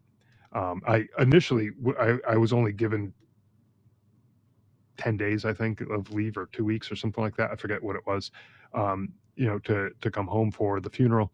Um, and I was like, I don't know how I'm going back. I don't know how I'm going to survive going back there. And when she said that, it was a relief, not just for me, but like for my whole family. They were like, good, we don't have to worry about doing this all over again. You know what I mean? So You don't go back to Afghanistan. You're probably towards the end of your contract at this point, yeah, right? getting pretty close to the end. One um it was at the time that I came home, I probably had like a year and a couple months left on my enlistment. Um, yeah, it was like the November of the next year was when my enlistment was going to be up. So getting pretty close. One thing I failed to mention earlier was that that same day, that mission where I found out that my brother was killed, getting off the helicopter at night, I actually fell off the helicopter and damaged my knee pretty badly. I was able to walk around, but I was in a lot of pain throughout that whole day. And of course the CO tells me to take a knee, and Take I a was like, knee. "Fuck, Yeah, that's the of last thing course. I want to do." Um, you Yeah. know, carrying all this equipment around all day, and now take a knee. God damn. So, anyways, um, uh, a few months after getting back home, I went and ended up getting surgery on my knee, and the recovery for that surgery was going to basically be through the end of my enlistment. Like it would have. I was going through physical therapy up till like the end of that enlistment, walking on crutches the whole time. As an infantryman, you're not really effective when you're on crutches. And so I continued going to drill, the drill weekends. The guys were out in the field, and I was just sitting there watching them. I couldn't do anything. And so I felt like an absolute piece of shit at that point. It's like I served with these guys. I was overseas with these guys just a few months ago. I was in Afghanistan with these guys, and I can't do anything with these guys anymore. Um, and I was like, what am I even doing here? This doesn't make any sense. And so I looked into like, is there a way for me to get out of the military now and just like say, look, it's been real, it's been fun, but I'm done, kind of thing. And I found in the Army regulations, there's something called the surviving sons and daughters, which I think is what you're getting at earlier, as far as um, you know people still serving after losing someone like that. And I think there's a lot of misconception, especially with movies like Saving Private Ryan, where they go and find the guy and Send a team to yeah, go pull pull me you out. out. Yeah. Technically, Yeah. yes, they sent me home from there. Yeah, but they didn't have to. I could have still been staying there, or they could have sent me home and then sent me right back too. Um, there was nothing saying that they had to send me and keep me home. Um, but the surviving sons and daughters is something more voluntary on my part, where anyone who has lost a loved one, a family member, the way in the same circumstances like I described, basically, in military service, it didn't have to be in combat, but it could have been, a training accident or any number of different things. Um, any other family member can request, an early discharge at that point. And so that's what I did. I put in that request, sent it up my chain of command. They actually tried to bribe me to stay in with a promotion, which I was like, that I don't really care about the rank or any of that. Like, I don't want to stay in, and I'm quite frankly, you don't want me to stay in because at that point, I wasn't of going to be a very good soldier. And definitely You not were a not good in a leader. good You place at didn't you all. didn't want me in a Right. higher position of authority, because I was looking around like, any infantry guys out there who might be listening to this, like, you got a packing list to go out for, a field exercise or whatever, and it's got, socks and uniform, another pair of boots or, whatever in the thing. And I was looking around at my guys, like, I couldn't go out with them, but I was still like making sure they had all their stuff. And I was looking like, dude, you're a grown ass man. If you don't have this stuff, I don't give a shit. Like, go, don't go. I take it, don't take it. I don't care. Um, and there were reasons that they had this stuff on the packing list, but I didn't really care. And I was like, this isn't the leadership that these guys need. They need a better someone who actually gives a shit right now. And I was not that guy. So so yeah, I was like, this is best for me, for the Army, for the soldiers that I would be in charge of, best for my family as well. And so, I at that point kind of went our separate ways. I think I put the paperwork in like April, and it wasn't until June that I heard back from them with any sort of response. And I'm like, all right, dude, let's figure this out, because I don't want to keep this going, forever. So, yeah. So let's talk about the transition. And your transition is a little bit different than a lot of the people we've had on the show because most of them are active duty, not coming from the guard. You still had a job, I assume, at an account. Was it the accounting Yeah, so job I still I had you had? actually switched jobs at that point. I was working for an insurance company before I deployed, and still doing like finance type stuff, but I was working for the insurance company, and they were great. Before I deployed, they were like, anything we could do to help you, your family, anything like that. They were wonderful with all that. Um, when I got back home, my boss was a former Air Force guy, and uh, he's uh, he called me and he told me, um, "Look, we're not expecting you back until November." This was August, and he goes, "We're not expecting you back until November, anyways, because your orders say through November, and that's when we were expecting you back. So I don't expect you back until November." And I was like, "Wow, that's pretty amazing." That he was that cool thing, because he knew I needed time to kind of get my head right and all that kind of stuff. Um, and when I finally did go back, um, God, I hated it. I couldn't stand going into work, uh, sitting in a cubicle all day, um, working on reports that I was like, this doesn't, quite frankly, it doesn't matter. If I do a stellar job at this, if I make the best spreadsheet in the world, or if I don't, who cares? Like, I that was just kind of the attitude I had with all of it, and it was just a drag to get me out of bed every morning. It was like, what am I even doing going to this job? I hated it. Yeah, I feel like there's a lot of other things that are going on. You're trying to process and deal with the grief of your brother, which the army doesn't do us a good job of teaching us how to deal with loss. It's like what you said earlier, right? Like you were supposed to go back to Afghanistan and finish the deployment after losing your brother. They could have made you do that, and they did not make you do that. So I imagine now you're out of the army. You're still dealing with, all the grief, the compartmentalization, taking care of your family, your wife, your young kid, the drinking, the angry outbursts, right? You even said you lasted about a month or two in your job after returning from That's right. Yeah. Afghanistan. Yeah. So it was like late November or so. Like, it was just before Thanksgiving that I went back. Um, and then we had a few days off for Thanksgiving, came back like December. I was there, and it was like mid-January. I was like, I can't do it anymore. And I think by the end of January or early February or something like that, I was done.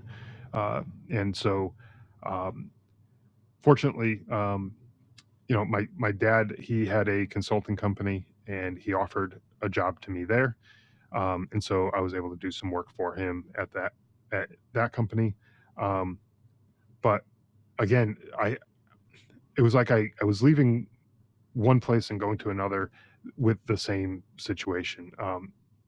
Right. No No sense sense of of purpose, purpose. really. I was doing the job, but it was just checking boxes to me, and it was like I didn't really care. I didn't know. At that point, there's very little that I actually truly cared about, and it was just like you said, the drinking, the anger. I just, nothing was lining up right for me. Everything was just so difficult to process.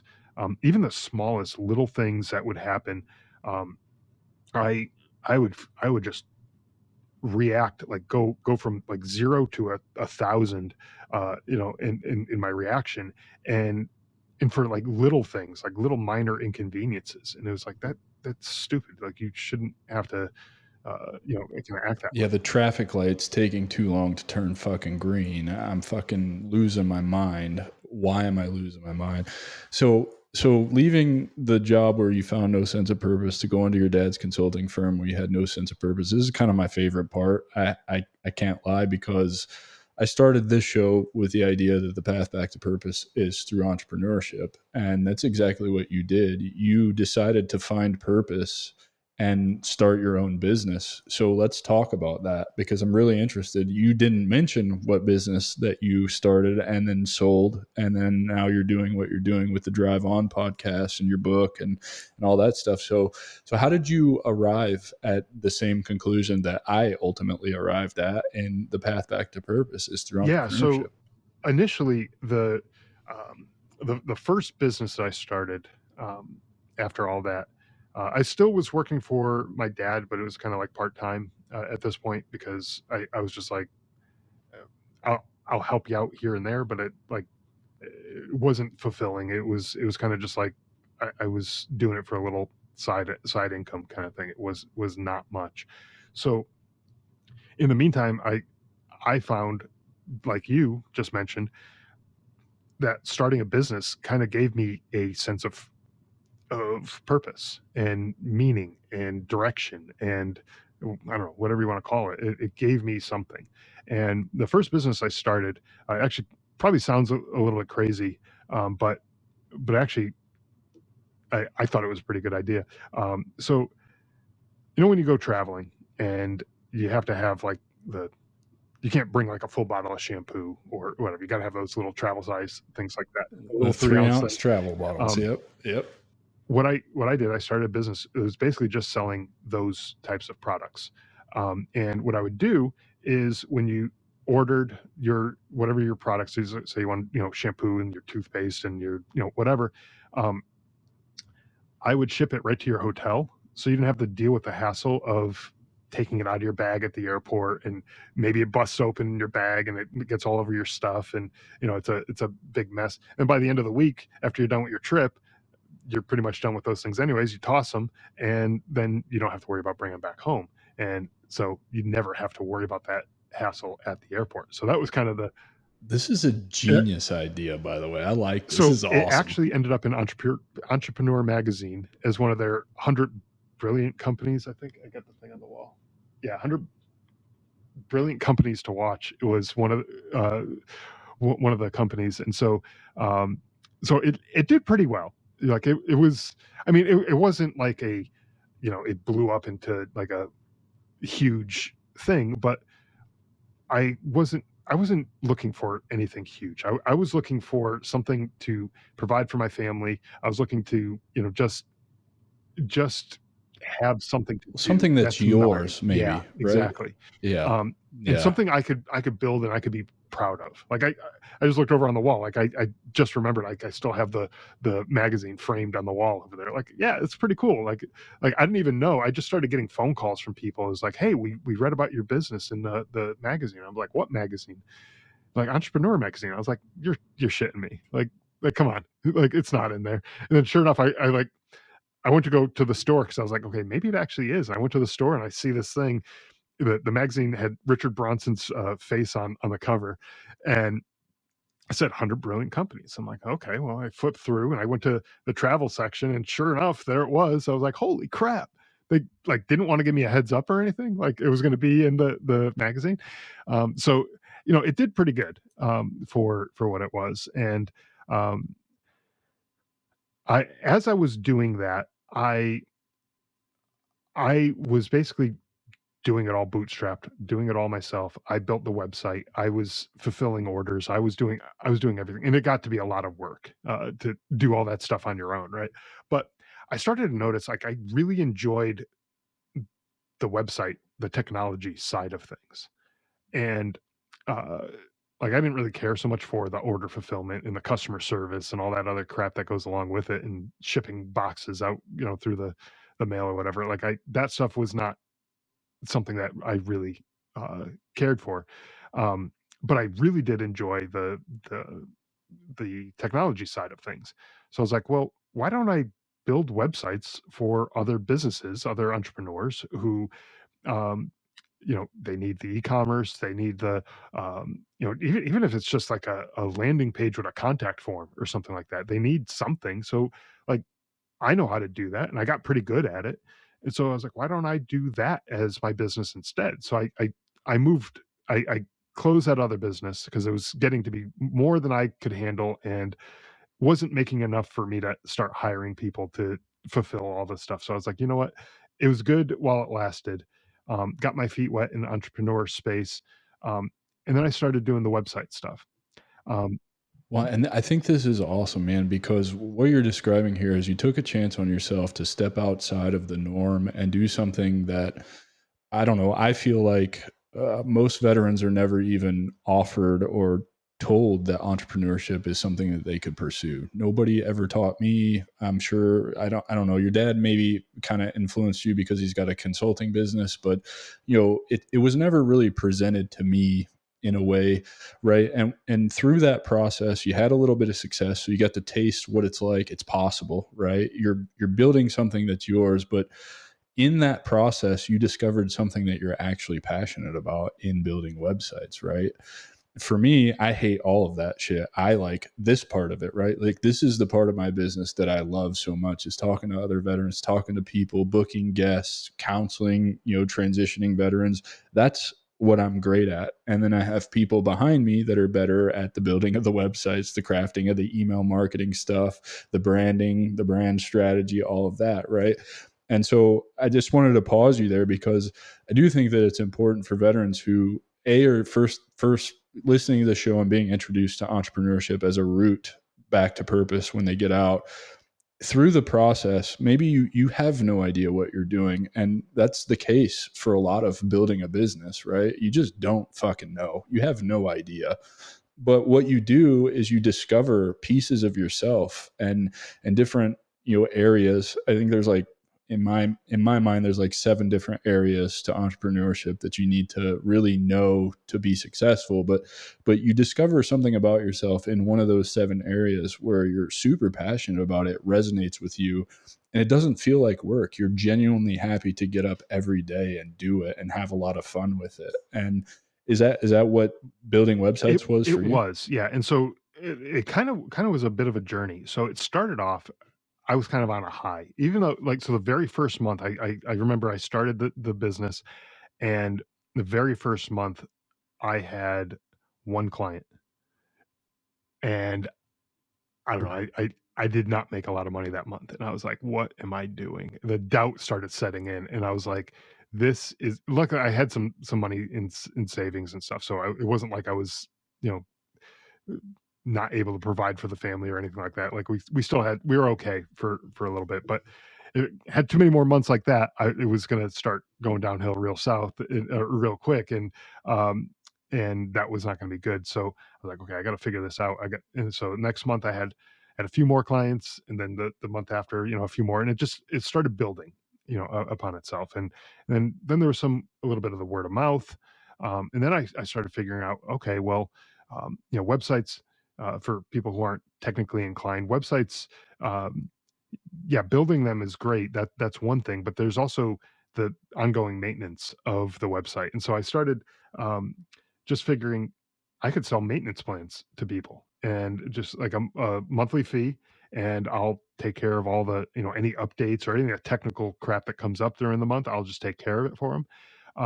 And that's when I started getting into figuring out like automation. A lot of things, I was able to automate, and I could have one website that I was maintaining, or I could have 1,000, and the amount of work that was put into it from my end was the same, as far as the maintenance and the update side, because I was able to automate a lot of the processes that I would do, and so. Um, there really was no limit to the number of websites that I could take on as a client.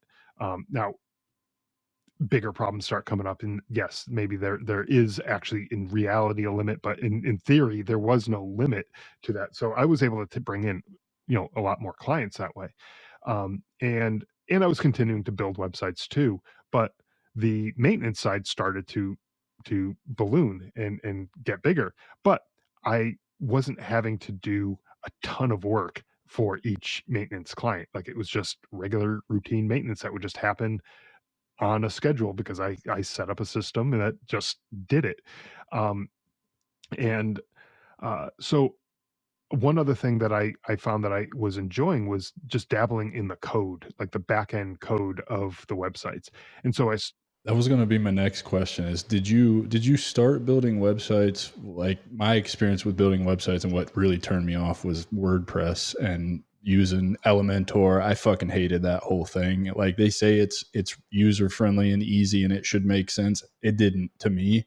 And then since I learned, right, like there's things you can do like building wireframes and then Figma and then take it over to Webflow. So what was your progression with designing The and building vast majority of the websites? websites that I worked with were WordPress websites. So it's funny that you mentioned that. So you're the exact type of person that I would be targeting for like the maintenance, Absolutely, like because you'd be like, 100%. And I would have paid you. just take this off my plate. I don't want to do this. Exactly. That you were the ideal persona for the type of person I was looking for. Like that. And I'm not embarrassed No, and to you admit shouldn't be, that, and, right? like, Like, nobody should be because everybody's got strengths in different areas, and you probably have strengths in areas that I would be like, I don't even know what you're talking about because, like, it just right, over my right, head, right. and I would be like, "Okay, how much do I need to pay you so that you could just do this for me and I don't have to think about it?" But that's the beauty about having a business is think about any business that just think about like 5 miles away from your house, wherever you live. I don't care where you live in the country, unless you're like way out in the woods. But any business that's nearby, think about like the closest business. They have somebody who works at that business or started the business who knows how to do something that you don't know how to do, and they are only in business. Well, I take that back. They either know how to do something that you don't know how to do, or they can do something that you're not willing to do, right? So I could figure out how to do all the maintenance on my car. But with all the computers and other shit in the car these days, it's not like you're working on a 1970s era, car anymore. There's Like we right. grew up, There's right? so Yeah. much stuff No. that goes into car maintenance. I'm going to take it to someone who knows how to do it. And a half hour after I bring my car in, it's done. And I'm on the road and I'm on my way, and it's beautiful, right?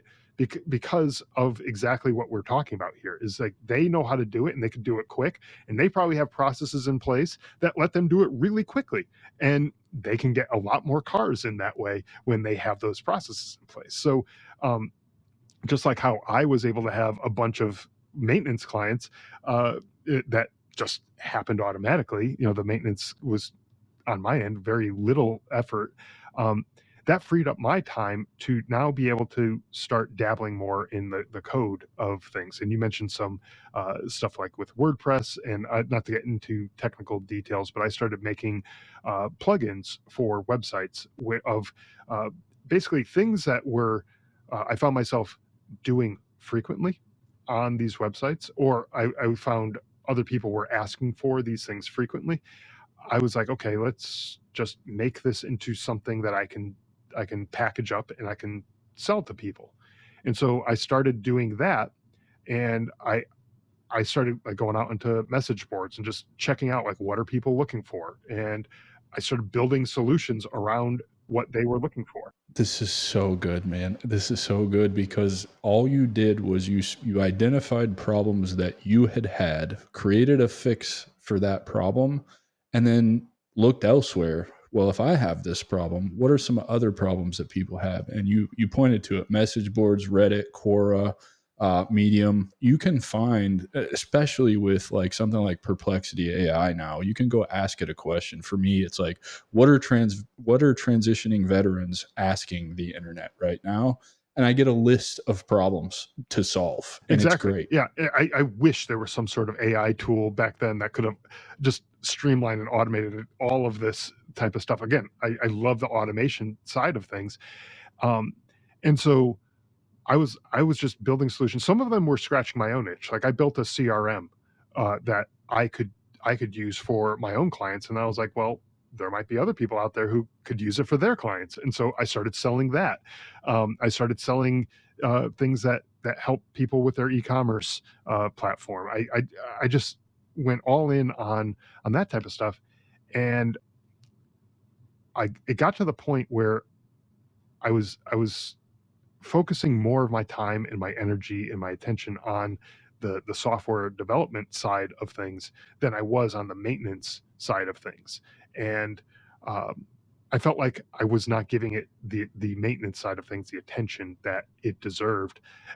And so eventually, kind of the maintenance side of things kind of fell off, which was fine because my heart wasn't there really anymore. Like it was good. It was paying the bills at the time, but it wasn't what I really truly wanted to do.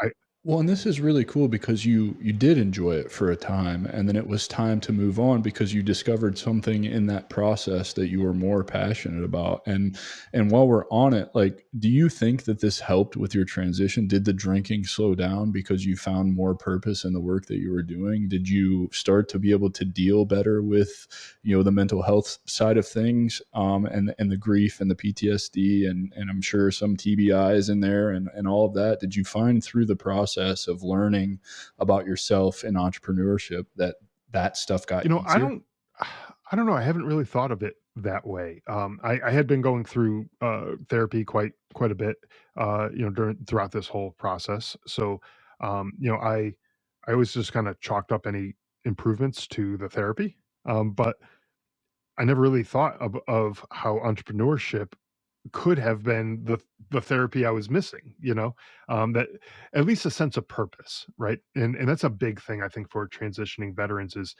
just not having a sense of purpose. When your purpose used to be something like defending the country, that's a pretty damn big purpose, right? And then all of a sudden you flip the switch and you take the uniform off and you're no longer that person. You're now a veteran. What the hell is a veteran? Like I can wrap my head around a soldier. Soldier's a guy who goes out and he's a rough and tough guy and he goes and he defends the country, right? Um, but a veteran is he's like X that, like he used to be that, but he's not anymore. Like, all right, well, that not doesn't sound quite as cool, but sure. And so now it's like, who are you? What are you? And I got to build who I was, and what I did. You go up to anybody, you meet somebody at a party or something like that. "Oh, what do you do?" Like, that's, like, usually, like, one of the first questions. "What do you do?" "I'm a That's the doctor, first I'm a, question. Yeah, architect, because I'm a teacher, I'm a whatever." That's usually one of the first questions that comes out, and maybe it's just our society, but that's how we kinda define who we are, and I was me. Like, that's I think that the takeaway from that was I was me. I f fail or succeed, it was me, behind this. I throughout this whole time, by the way, I had no employees. It was 100% me. I outsourced some things, like had third-party contractor type thing, but I had no employees. Um, and so everything really fell on me. Everything from customer service to the actual nuts and bolts of developing the software, and that was all on me. Um, and when you're an entrepreneur, you got to wear a lot of hats. Especially in the early days. You're unless you're going into it with other partners who bring other strengths to the table, that you got to wear a lot of hats.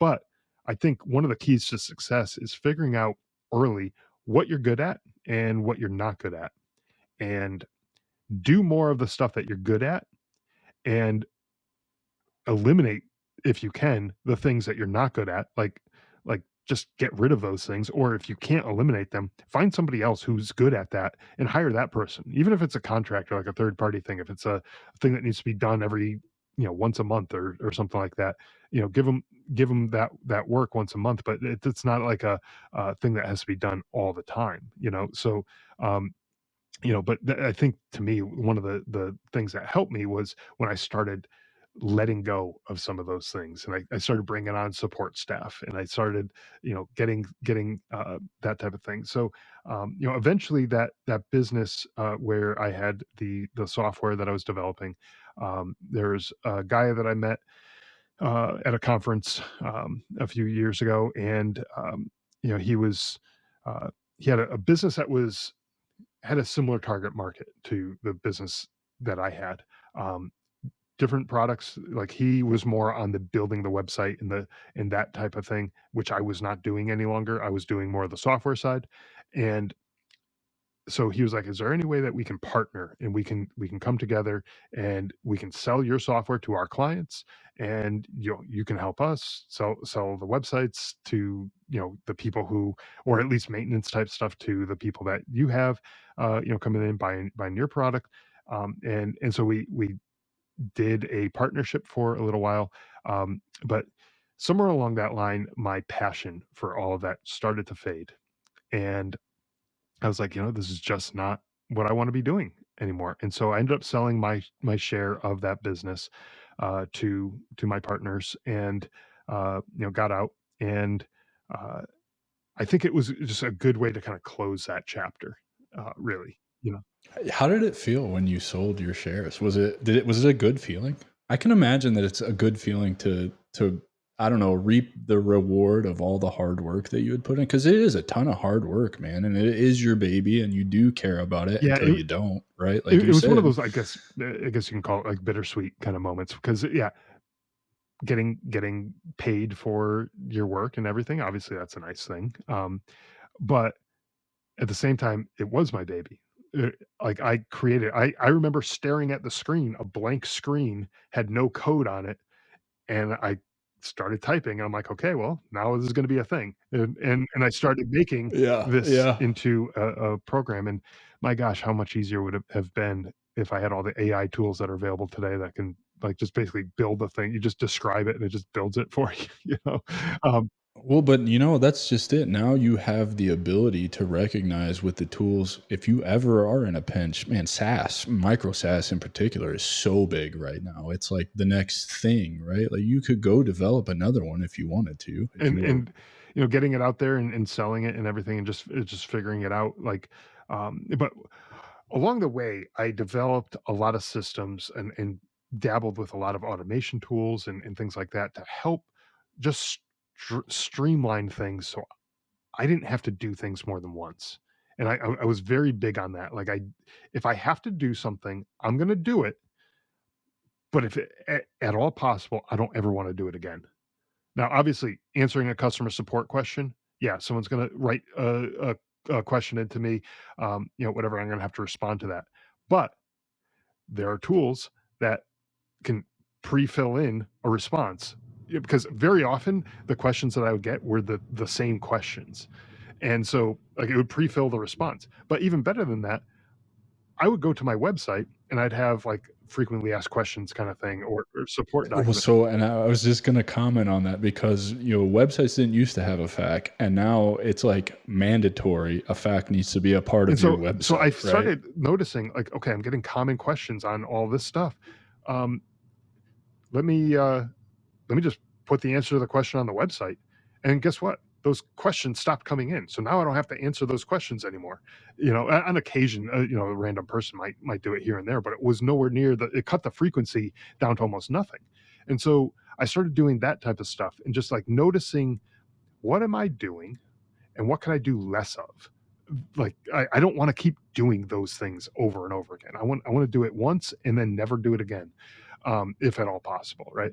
So I just kept playing with that, and I just love those kind of automation type tools. And what I'm doing now, so after I sold my shares of the business, obviously I have my podcast, but my podcast is, because we had mentioned that earlier, but my podcast is not, paying the bills. It's not a huge money generator type thing. So I got to keep the lights on, keep the food on the table, keep the wife and kids happy, all that kind of stuff. So, but what I do now is, um, I actually went back and am working for my father's consulting company, um, and what the company does is, helps, uh, basically, the processes that businesses have, they just reduce the waste that is in a lot of business process. And just to give you a quick example, if you ever bought a piece of furniture from a furniture store,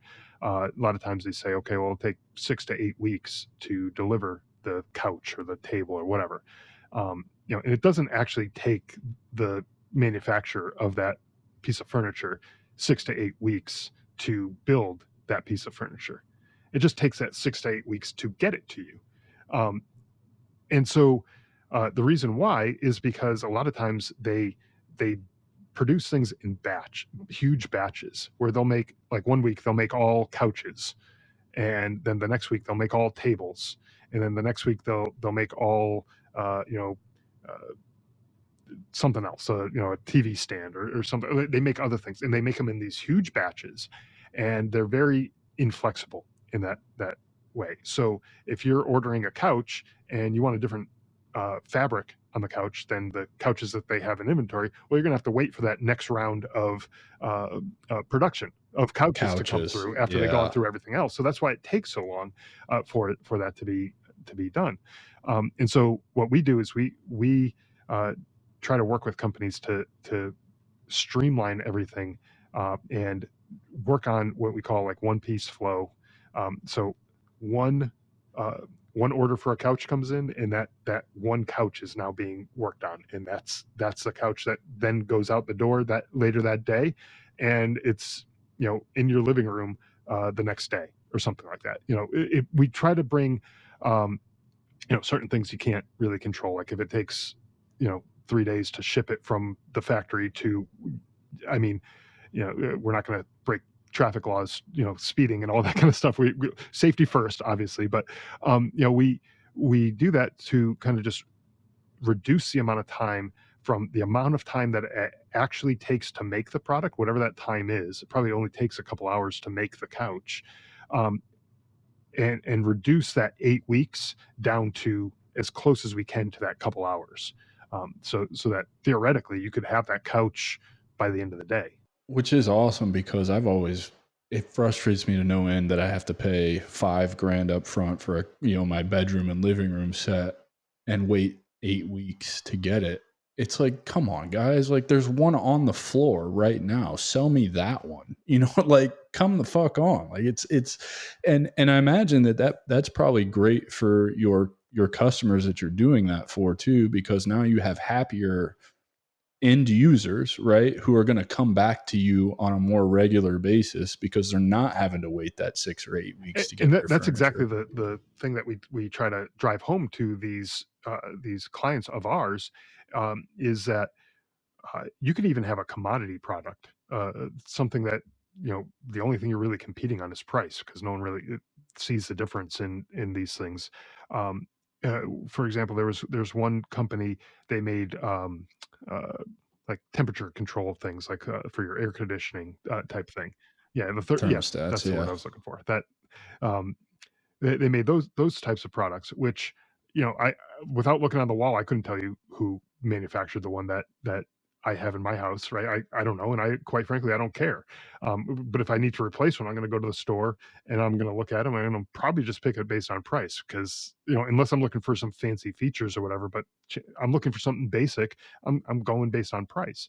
Um, but for the Home Depots and the other hardware stores that sell these types of products, they want they don't want to be waiting 6 or 8 weeks for an order for those things. If their shelf is empty, they want to fill it right now. They need them. They Right. need They them need them today. today, Yeah. tomorrow at the Yeah. latest, right? But yesterday was better, is when they want them, right? Yeah. And Yeah. Yeah. um, so they're going to go and place the orders with the companies who are able to fulfill those orders really quickly, and so they don't have to carry huge inventory of whatever the products are. They want to be able to say, okay, we're out of this product, I'm going to submit the order, and maybe it'll even be here later today, that type of thing. It just got off the manufacturing line this morning, and here it is in the afternoon. That type of thing is kind of what we do with that. And yeah, so companies are going to place orders with those companies that aren't making them wait forever. Doesn't matter what the products are. Any business can benefit from that type of stuff. And I've taken that mindset that I've been working with all these years, with trying to streamline processes and automate things if I can. And importantly, what we try to tell people is don't automate waste. Don't like if there's waste in a product process, you're just going to amplify. You're just going to get more waste. So try to streamline the process as best you can, and then work in automation, and it just makes everything a whole lot more efficient. So is this fulfilling that? Is that scratching the itch and giving you the purpose that you are looking for, and you're pretty You know, passionate this about this this is at this something point? that it kind of combines different things from my past too, and it it to me, when you look at a process, doesn't matter what the process is, and you're able to identify, like, yeah, you definitely don't need to be doing that 1,000 times. Like, don't do that again. Like, and you look at that. To me, it's just like, you when you start doing that, you start seeing it everywhere. And it's a bit of a curse too, because you start seeing it everywhere. You go, waiting in line at, you know Chipotle or wherever, I don't know, wherever you get your food, um, and you're seeing how they make the food, and sometimes it's just like, "Oh my god, why are you doing that again? I saw you do that for the last 5 customers that came through, and you're now doing it again. Why do you keep doing that? Why do you keep doing that?" Or god, the TSA at the airport could be. I was going to use Walmart as an example. You got 47 fucking aisles and they're pushing everybody to the self checkout, standing in line. You're watching people leave their shit in the middle of the aisle because they don't want to stand in line to check out if you've got 50 open registers with no employee at it, right? Like, this is a bad system and I don't know what the hell you guys are doing. There's no reason for this. To save a couple bucks, you probably make more money. Exactly, and the thing is, like, then you're relying on people, like, in that case, you're relying on people to know their system, know how their particular cash register works, and the checkout system, and then you go to the grocery store, and you got the same thing, and then you go to, CVS, and you got the same thing, and you go all these different places, all the cash registers are different, they all have different, uh, you know, quirks to them, especially at the grocery store when you have like produce or something, you got to key in the code, or you got to, figure out what is this? Is this is this a large, thing, or is it a medium? I don't know what it is. And you got to figure all that stuff out. The cashiers who are paid to know this stuff, like, they would figure it out, and you would have a whole lot more accurate, checkout thing than me just saying, you know what, it is whatever the hell I say it is, and I click the button. Yeah, I know, I'm with you, man. So, what's next for you? What future plans and goals do you have for your dad's consulting company? I assume that that's something that you'll probably. It's got to be really cool to work with your dad too. I think that's awesome to have a hand in building, help shape his company and something that'll probably be yours at some Yeah, point. we'll I see. assume. It to me, it's one of those things where every day there's something new, and I think that's one thing that I noticed early on in my career when I was working for the CPA firm. Was every day it was almost like Groundhog Day. To me, it felt like every day I was doing the same thing. I was auditing this company's, records, or I was auditing that company's records. I was looking at invoices. I was looking at, spreadsheets. I was looking at this. It felt like it was just the same thing every day. And if it wasn't the same thing every day, it was like, the client from one year to the next, or one quarter to the next, it was like the same thing with those people every single time. And to me, the the monotony of just having the same thing every day, I uh, I hated it. And so, the one nice thing is, that, yeah, we do different things all the time, like different clients, like one. I mean, clients in all different industries. There's medical industry. There's manufacturing, like, big steel, manufacturing type things, and electronics, and all these different things that we work with. And quite frankly, the industry doesn't matter, for whatever it is, that we do. It's really the concepts that we teach are what we, kind of drive home there. So it's, to me, this is a relatively new thing, since I sold my business, a year and a half ago or so. So this is relatively new. So, as far as the future, this is the future right now for me. I don't have, kind of any other direction at this point. We'll see how this goes and where it takes me. But maybe we'll check back in a few years, and I might have an update on that. Well, and I think too, I think what you're talking about with every day is different is just it's this element of every day as a new opportunity to learn something new, right? I feel like you're probably constantly learning. And I think that's the one thing from all the entrepreneurs I've talked to on this show, my experience, right? Like a lot of people would say, oh, well, you do the same thing every day, which is, it's either editing or it's, talking to people to try and get them to come on the show, or it's recording the show. That's not the same thing every day, right? The conversation is never the same. Like I will not have another conversation like what I've had with Scott DeLuzio today, right? Like there will be elements of the conversation that are similar, but I don't know. And for me, this is very much a hidden agenda. I get to talk to some of the smartest people who are further along in business than I am. And it's like a 2.5, 3 hour masterclass where I get to learn something about business. I had no idea about the furniture industry and why it took 6 to 8 weeks that they were batch running. And it makes sense, logically, if I think about it, like they're changing out dies on the machines that create the couches, right? Like I probably wouldn't have thought that there was a better way to do it. And meeting you and you talking about it, it's like, oh, there is a better way to do it. And I don't need to wait 8 Right. weeks to get my furniture. Yeah. And even like you were talking about like editing, like for a podcast, like I have a podcast too, but I've noticed the process that I go through to put out an episode has evolved over the last few years myself. Right. And I've gotten it pretty good. Like I've streamlined quite a bit of it. And I talked about automation too. Even like pre-episode type stuff, like before we even start recording an episode, there is a bunch of stuff that happens that I don't have to do. I did it once, and now I don't have to do it anymore. Just a quick example, like when someone schedules an interview with me, like I have a link that links to my calendar. They put their time in on the calendar. That triggers an automation that sends them an email with, I need your headshot photo. I need like some bio information. I need all this kind of stuff. It sends. I'm going to send that email to every single person that I have as a guest on my show. Why am I going to? First off, yeah, you might say, oh, well, it just takes a minute to write that email. Okay, fine. Just takes a minute. I've had over 400 episodes. So now we're talking that's 400 minutes of my time that I need to do just for that one task. Now, that's if I remember to write that email, right? Now I don't have to remember to do it because it just happens. The only thing that I ever get notified of is exceptions, like when something happens that prevents it from sending that email out. But it does a whole host of other things too, little tiny things that are just now things I'd have to remember to do. And I'd have to do it for every single episode, 400 plus times. I'm going to keep going. This podcast is not done. So, talk 500, 1,000 times. I'm going to have to do this thing over and over and over and over. And like, why would I do that to myself? Why would I make myself have to remember all that stuff and use up so much of my brain space to remember to do that every single time?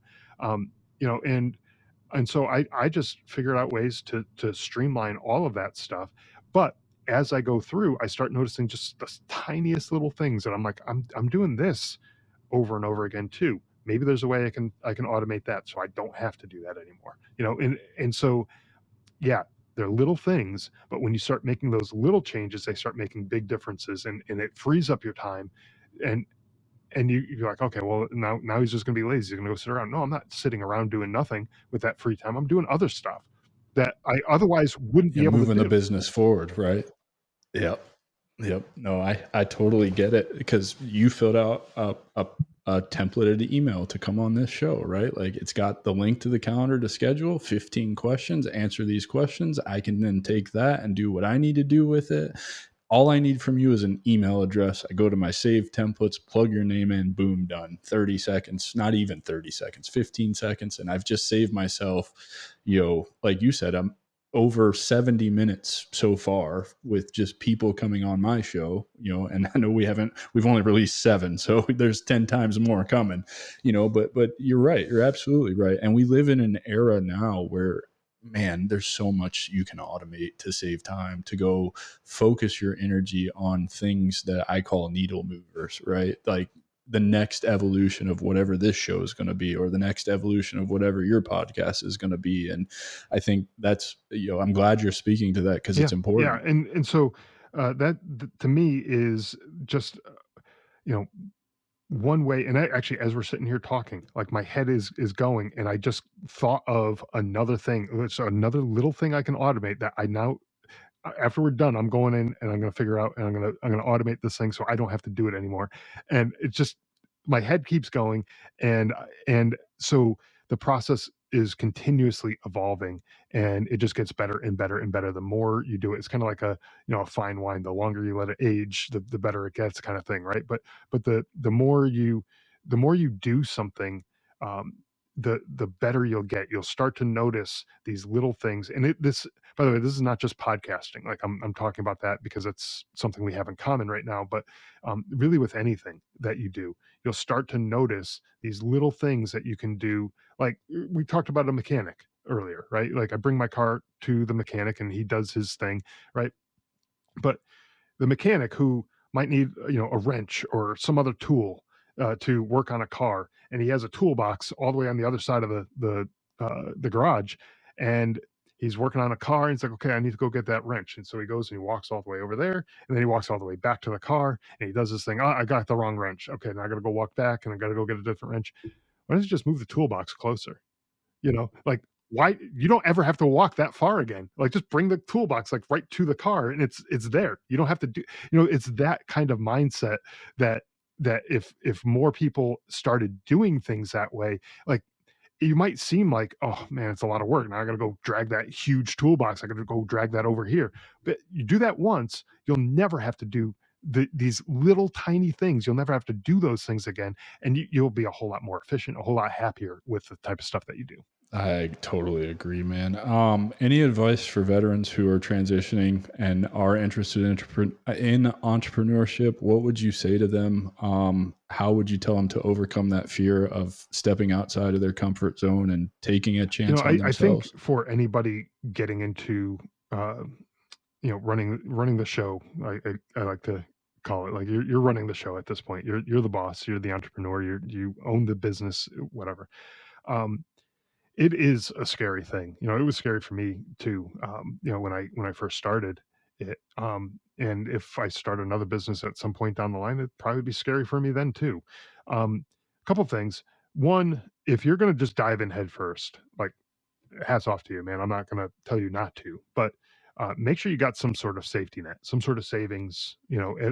Know that you need, like, however much you spend per month, like on just normal everyday things, have that times, I don't know, at least six or so. Like, you want to have like 6 month safety net, because like I said, that first month I had one client when I started my business, and that client only didn't pay me a whole lot either. It was, I think it was only a few $100s that I got paid from that client. So that was not going to be, putting food on the table, that month, if I didn't have some sort of safety net, right? So have some sort of safety net. Do it part time. If you don't have that safety net, do it in, the evenings. Do it on the weekends. Do it in your free time.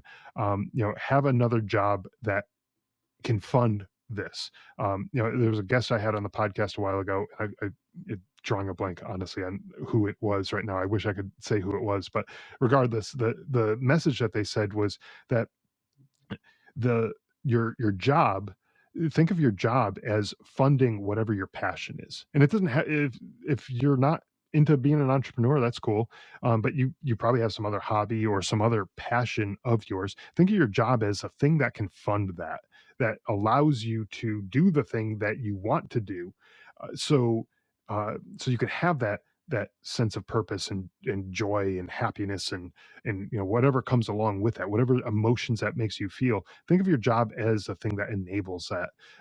And if it is starting a business, if that's a thing that you want to do and it's giving you a sense of purpose, great. But if you have no money, that's going to be a problem. So have that job. uh, let it let it fund whatever it is that you're doing, whatever you're building. And as this thing starts to grow, there's going to come a time when you're like, you know what, I can't do both.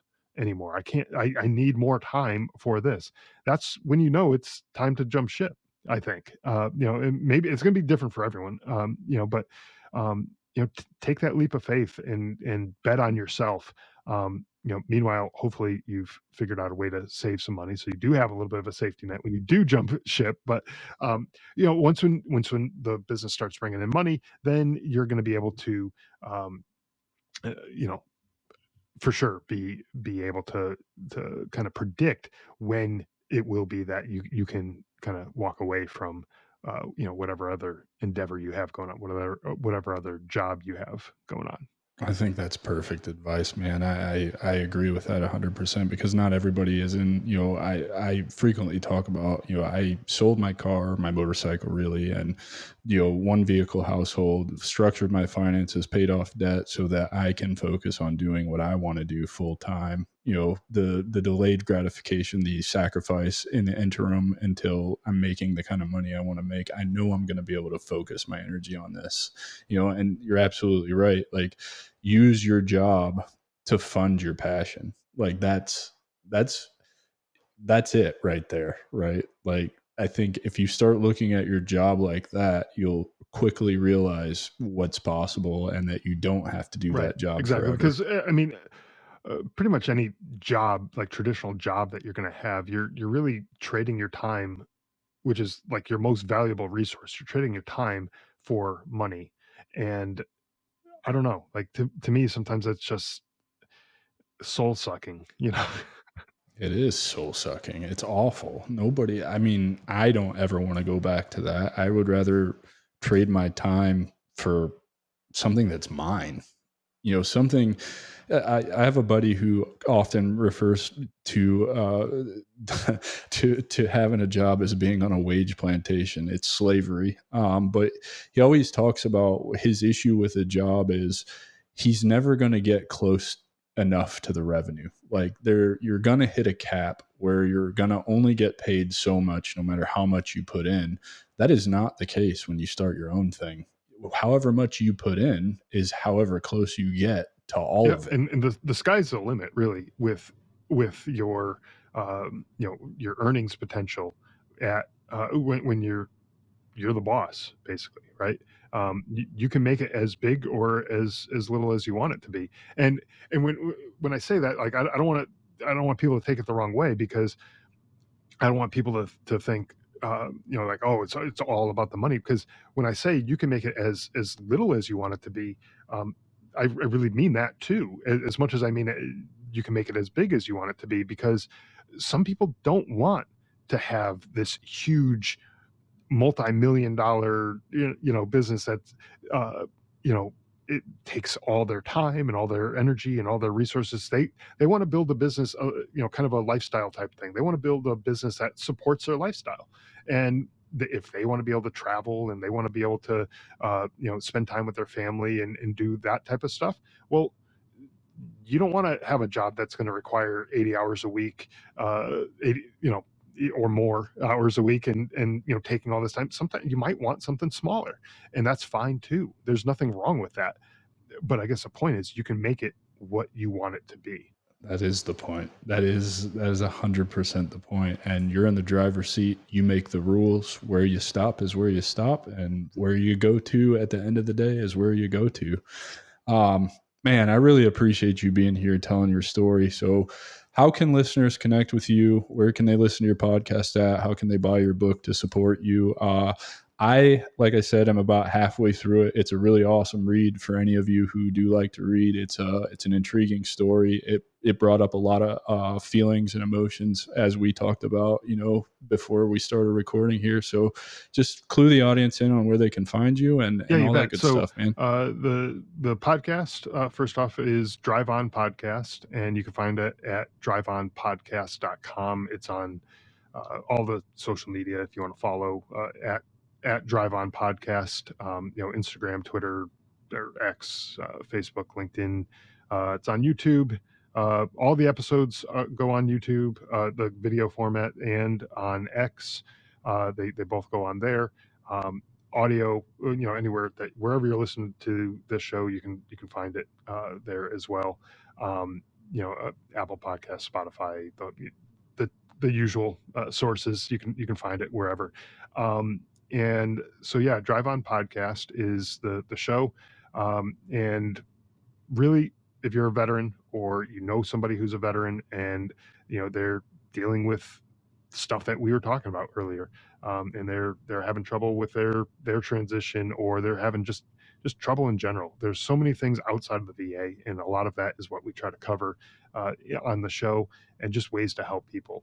Anything from alternative forms of therapy to career resources, and just all sorts of things that folks might need, post-military. And on the website, everything's broken out into different categories. So hopefully you're not listening.